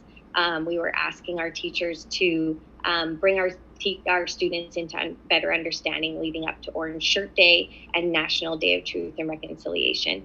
And so all of those things we felt were about a personal journey, either within themselves or recognizing the journey that other individuals are on in their own healing or in bringing understanding to others. So this is the box. This is what teachers get every month. We have a box in our literacy room, and each of these books is put into a folder. And then you'll see that there are lessons. So that's the links that are on the right-hand side that accompany each of the books.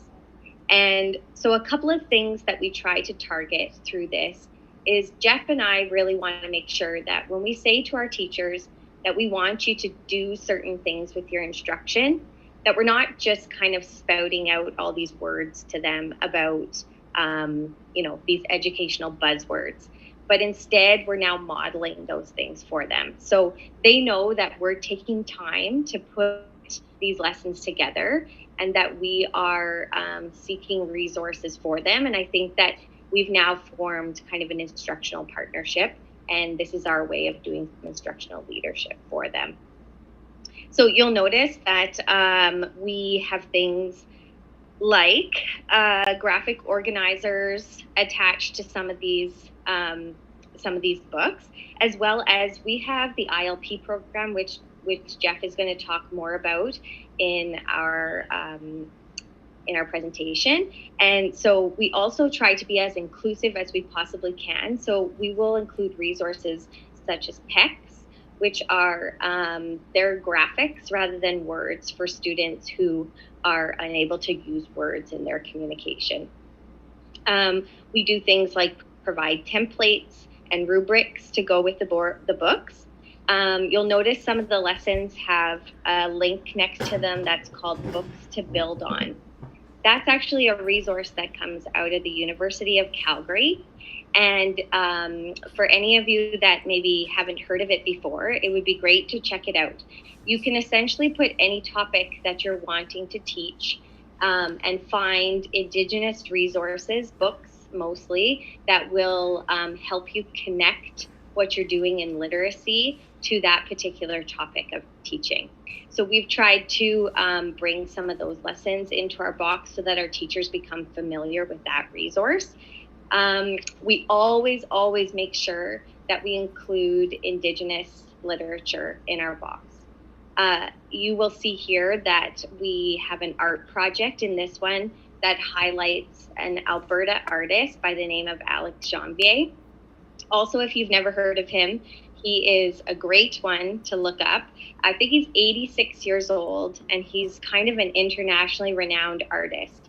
But why this is such a beautiful thing for our students to learn about is because in this box where we're hoping to talk about resilience and empathy and reconciliation, we understand that this man who was in residential schools has used painting and art as the way of taking a very dark past, a very dark time in his life. He now only paints with vibrant colors.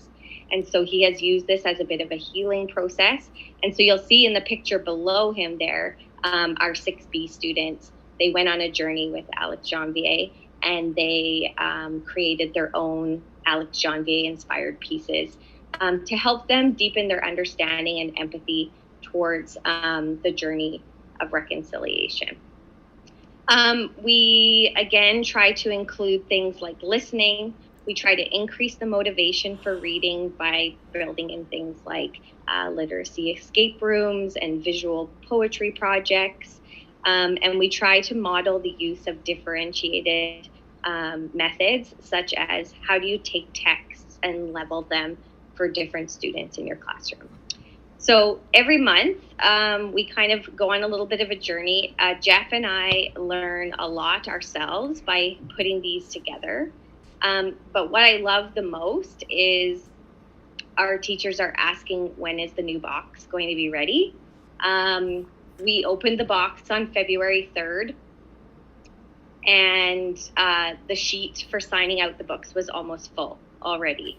So our teachers are just, they're grabbing at them and they want them, which keeps us really motivated.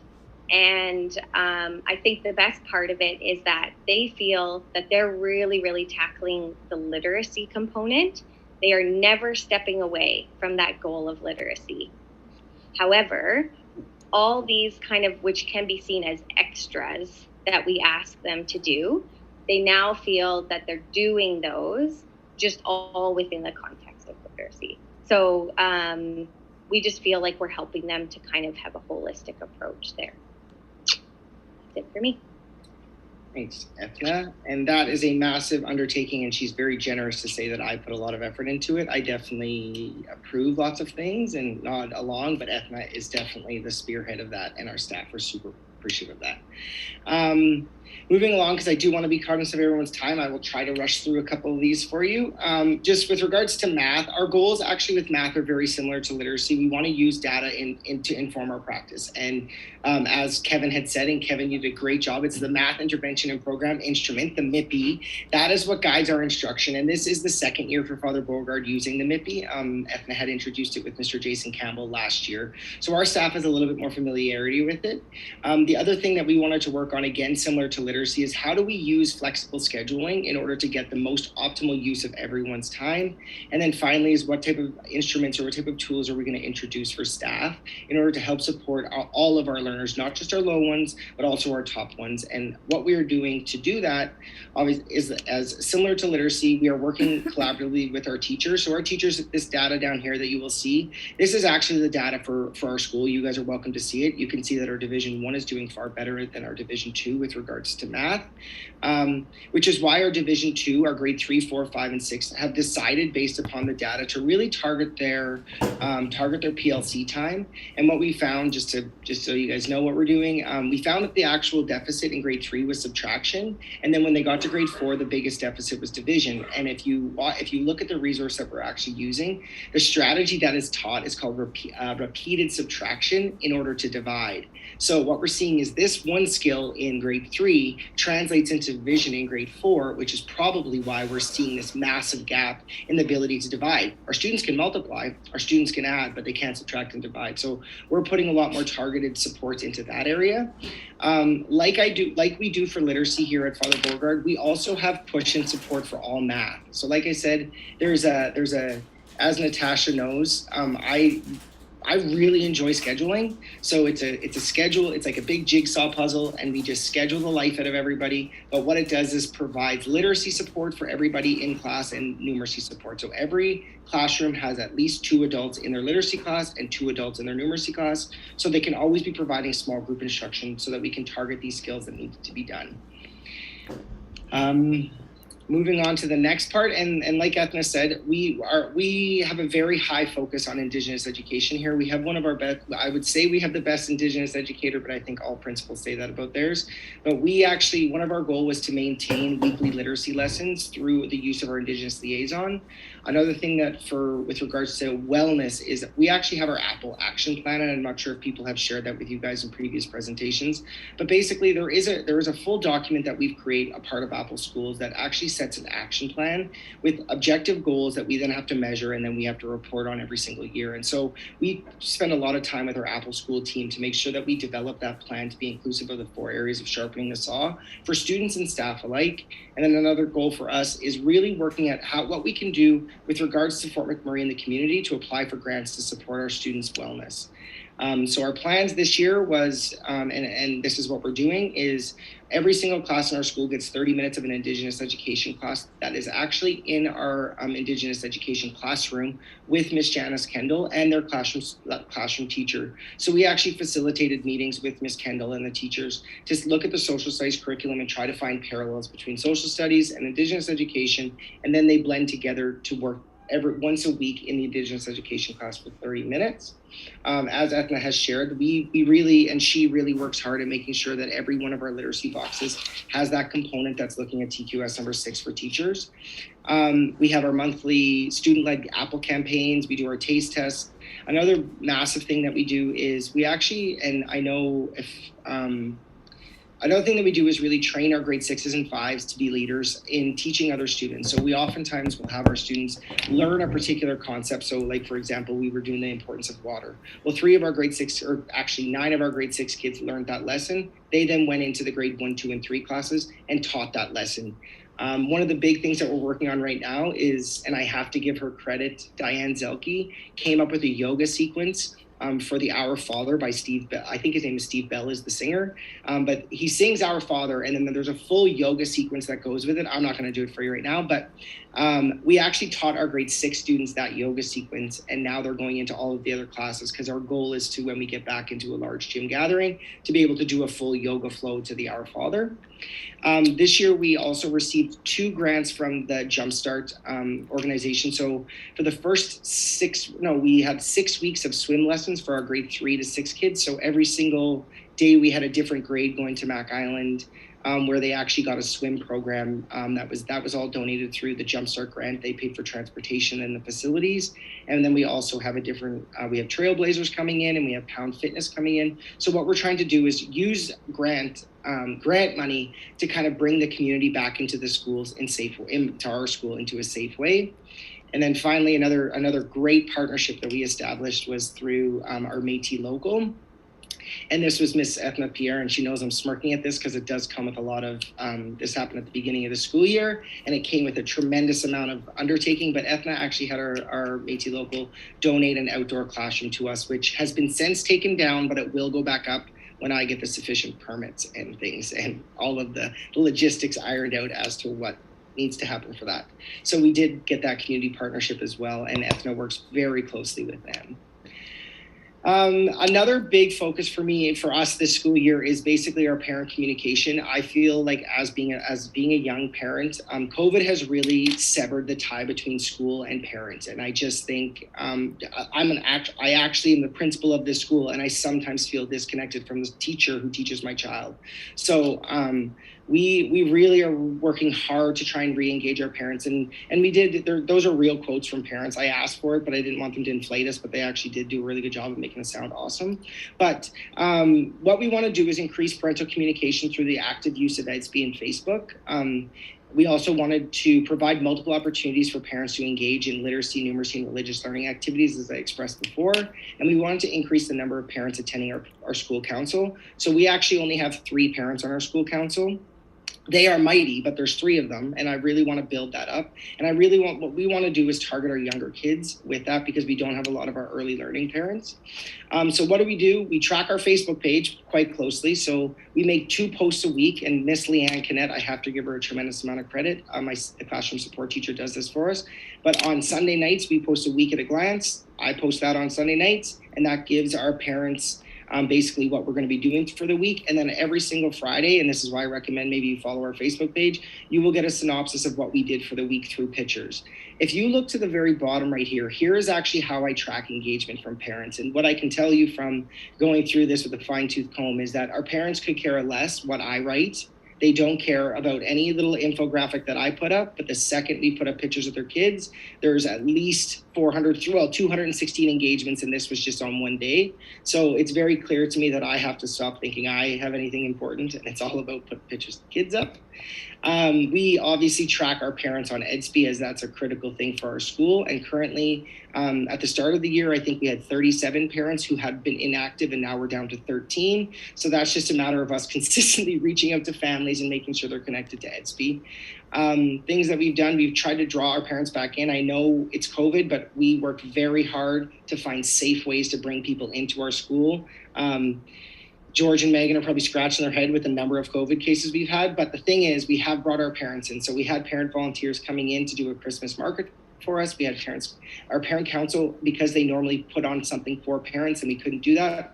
They actually put out a Christmas craft, which is shown right here, to every single family. Got a Christmas nativity scene with directions, and they could do that with their Christmas concert.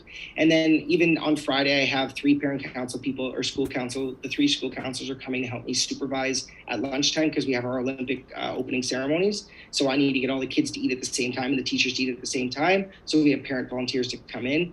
And truly, every time we invite them, it seems like more want to do it. So that's what we're doing. We're just reaching out to different parents, or reaching out to younger parents, and hoping they're going to come in. And it seems that little bit of groundwork is really making a difference, because for our Christmas market, we started with 3 parents, and by the end we had about 12 parents, not all here at once, but we had a schedule that they could come in. So we started with 3 and we went 4 times that. So it tells me that parents want to be in our schools again. And then finally, about the last thing, and I asked George if I could talk about this, but I think this is really important for our board to know, is I actually started my career teaching not in a mainstream class. I started teaching my career in a specialized class in the primary independent living program.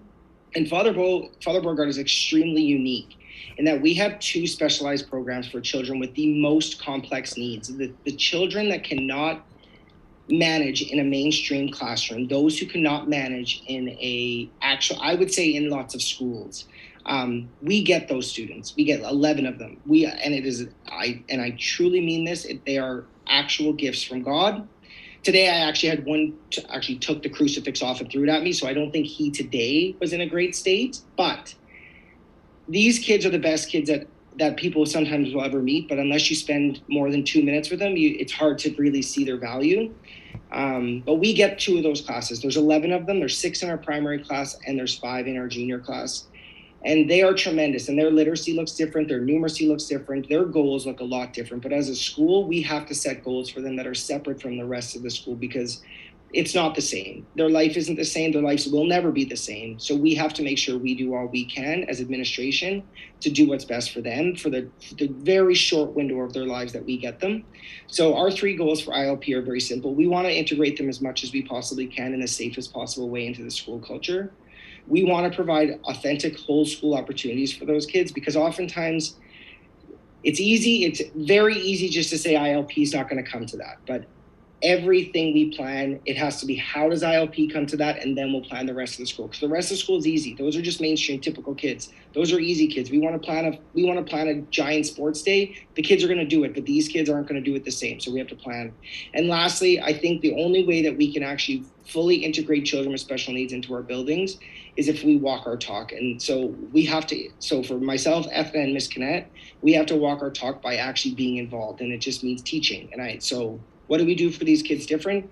Like I said, every single event that we do at Father Beauregard has to be scheduled differently. There's not one schedule that we can create that just flows naturally. It has to be around when they are going to eat, when they have to be toileted, when they have to take their medications. We have to plan our school a little bit different to make sure it doesn't affect anyone else, but we have to make sure that we're giving that extra 10 minutes so that we know that those kids can be integrated. And this is just a small picture.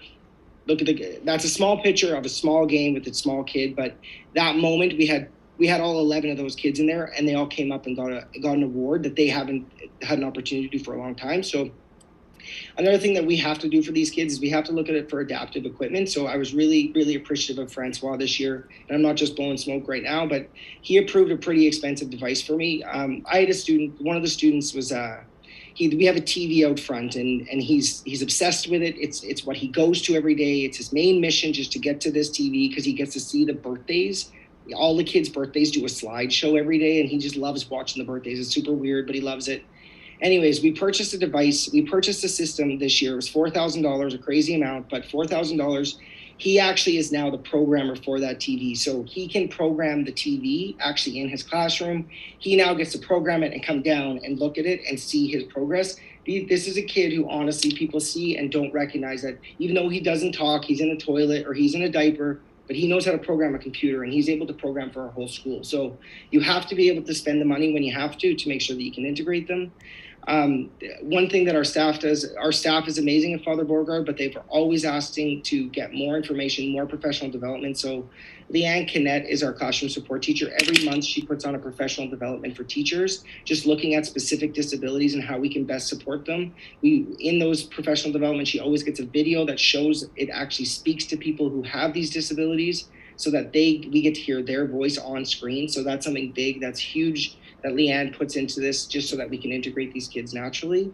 Myself, Ethan, and Leanne, we've committed to teaching 1 hour a week. So we get to teach phys ed 2 blocks on Mondays and Wednesdays from 1 to 1:30. I invite all of you to come. It's super fun. A lot of times I'm crawling around on a scooter, but I think it's a great opportunity. And why we chose to teach these 2 classes, because we wanted to show the staff and students that it comes from us. If we love them, we integrate them, we want to teach them, hopefully that will trickle down to everybody else and just show model what inclusion is. So myself, Ethan, and Leanne take different turns, and sometimes it looks crazy, but most times it's super fun. You might get a high five once, so you might get a spit the next. You don't know what you're getting. And then the other thing is that we actually have to meet with our ILP staff every 2 weeks. We have to meet with the support staff and we have to meet with the teachers because there is violence in these classes. There's absolute violence. I'm not joking to tell you that our crucifix was ripped off the wall today. Our teacher today, Miss Sarah Torville, got smacked in the face. It happens. It's a part of her job. She knows that. I know that. We do everything we can to keep these kids safe, but we have a tremendous amount of staff that are committing their careers to treating and working with some of the kids that other people choose not to work with.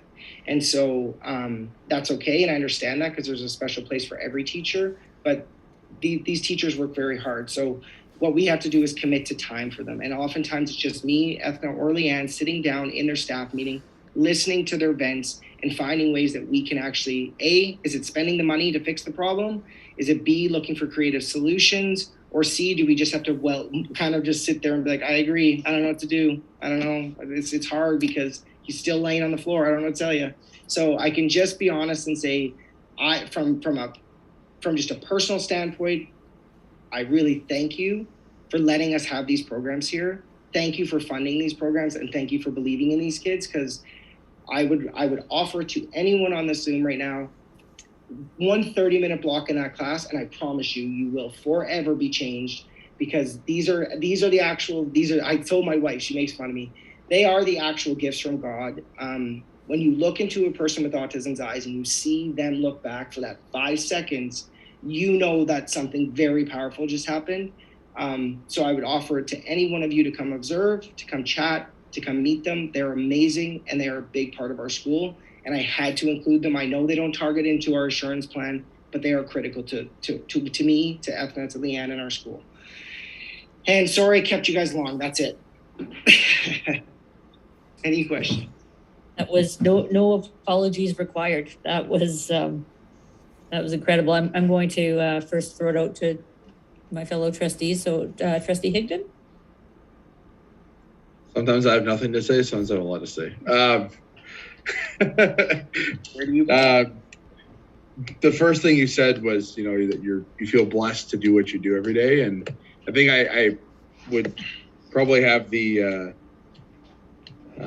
agreements across the board when we say that we're blessed as trustees to have a staff like passionate leaders that lead our students, right? And I think at the end of the day, that's what's the most important thing, is having the right people in place. And a lot of that credit goes to Superintendent McGuigan for overseeing that administrative side and ensuring that we have the right people in the right places. So as much as you feel you're blessed to have the opportunity that you do, we're very blessed to have people like yourself and Ethna in the position that you're in, to really be passionate about, sometimes, like you said, the kids that some people just choose not to teach, right? And I think, we're very, very fortunate to have people like yourselves. And I don't know how well you know me, if at all. But I was a youth pastor here in the city, so I worked with teenagers, all backgrounds, and the fact that you opened with a Bible verse really hits home for me. I've been fortunate up until the election time. I stepped away from that side of my life in ministry to pursue this. It was something that God had called me to do. But that I was fortunate to be able to speak to teenagers every single week, and others and kids, and be involved in ministry to different facets and different ways. And for you to come out and kind of start with that verse that really hits home for me, really shows me where your priorities are, right? It shows me that, faith is first, right? And that's important in, the division that we're in, as a Catholic school, right? And being that's your number one thing is, we want students actively seeking and living their faith. That's priority one. And from there, then we can grow everything else. But, their eternal goal and what we want to see for their lives is priority one, right? And I think that's so important. So I just wanted to put those couple things in and say thank you for everything that you guys are doing there. And I appreciate you. Thanks. Sage words there, Trustee Higdon. Does it, Trustee Jean-Bé? Yeah, no, I think when you're helping or when you're teaching, kids that have challenges, I think I think this is the first presentation where I've seen it. So I guess one question I have is are the other schools have similar students, or is it? Like I'm sure at the high schools and the junior highs there are, but is it like do every school have students that are in the ILP program? So I don't want to speak on behalf of Valerie Dick, but our student services director kind of oversees all of our students, and there's definitely students with complex needs in every single school, and our administration and our teachers and educational assistants across the board do tremendous work. We are renowned. Fort McMurray Catholic School Division is renowned for its efforts for children with special needs, but our programs are unique because it's those students who truly end up at a certain age not being able to be functionally included in a school. They need a space, and so that's when they eventually transition to us. So there's actually a wait list to get here to these two classes because you have to consider many different factors. You have to consider the demographic. You have to the physical space is number one, and then the number two is what are the needs of the young children. So we have like one class, we have kids who are 7 and also 13, but developmentally they're about say 6 months old in some ways. It just varies, right? But we take those that are most complex, and we provide them with an inclusive, integrated education through their own personal classroom. And that's what it is. And there's a lot of support that goes into that and a lot of financial resource. But I'm going to tell you that it actually pays off. Like, it pays off. It costs a lot and things, but it's great work that happens. And we see a tremendous amount of progress in those students. Okay, that's amazing. Thank you. And just because it's been a really long day for me, I just need to end on some lightness. Just a quote from the great Dewey Finn from School of Rock is, when you can't teach, you teach, Jim. Love it. Love it. Okay. Trustee Galanzowski sends her regrets. She got kicked out due to Wi-Fi issues and couldn't get back in. So otherwise, I'm sure she would have some tough questions for you, Mr. Power. She should have the toughest.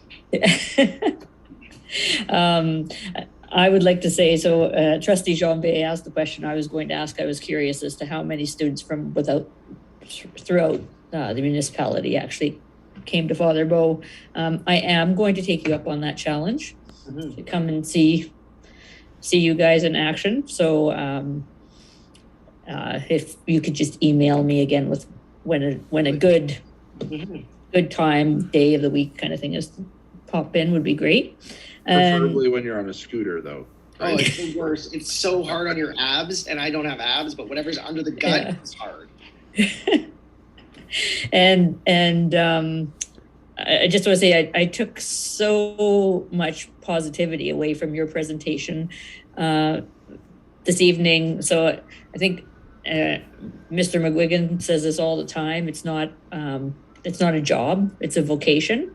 And when we see the passion that you and Esne bring day to day throughout for all the students, and I would say this to our previous presenters tonight too, it truly is a blessing to be a trustee for Fort McMurray Catholic Schools. We talk about family, and it's when we bring it back to you and hear from you to see really truly what family is all about, and that each child is a gift from God, and to see how all of you as educators and our leaders are able to bring out the best in all the students. So, it's been a tough year, and boy, this really is the month of love, because I've just felt it all evening here. So thank you to each one of you for all that you do.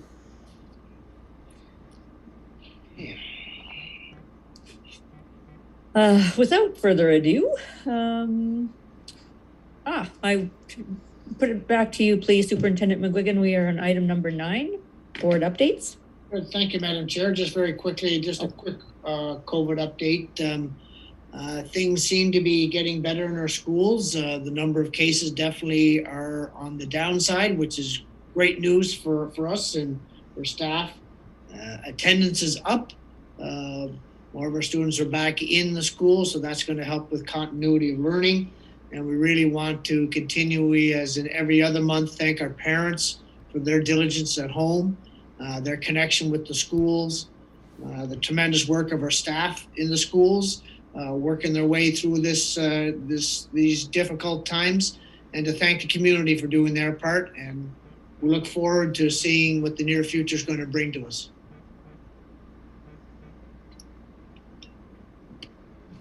Thank you for that.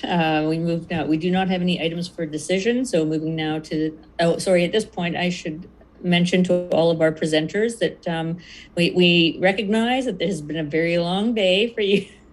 And if feel free to, at this point, we would ask you if you would choose to leave, feel free to go off and, spend time with your children or get them ready for bed or what have you. So now I will move on to item number 11, the consent agenda. So we have had a chance to review policy number 10, policy making, and policy number 11, board delegation of authority. We don't need to do any work on either of those items. And moving now to item number 12 for information. So ACSTA, the trustee report. I'm currently the director on that committee, and we do not have, our meetings are later this week, so I will not have anything to report to until March. The ASBA trustee report, Trustee Galanzowski attends the Zone 2-3 meeting on our behalf. So I will ask her to provide us with an update in March. I would ask for the CCSC trustee report from Trustee Higdon and Trustee Jean-Bay, please. We had our meeting on the 24th of January. And in that meeting, we had our curriculum directors, Matt and Danielle. They kind of just gave a literacy and numeracy grant update and went over some stuff with the parent councils of our division. We had a COVID update, and then we also went over the ACSA conference details, which happens April 22nd to 24th. And then we had a very short roundtable, and then they set the next meeting date to March the 21st. So we'll have another update for you in April.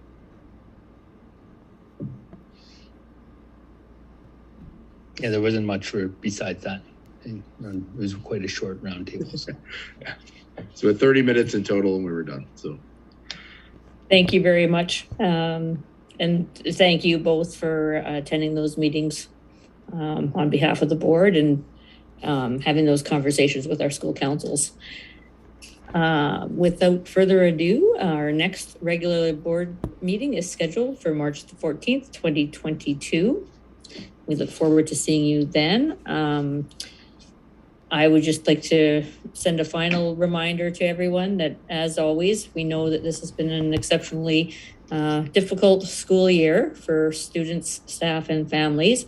And we, as always, we encourage you to check out our FMCSD webpage with respect to mental health resources. And with that, I would ask, please, for somebody to motion to adjourn tonight's meeting. Motion to adjourn tonight's meeting. Thank you, Trustee Janvier. And all in favor? So moved. Thank you all. God bless. And if you're traveling, be safe. It rained earlier, now it's snowing.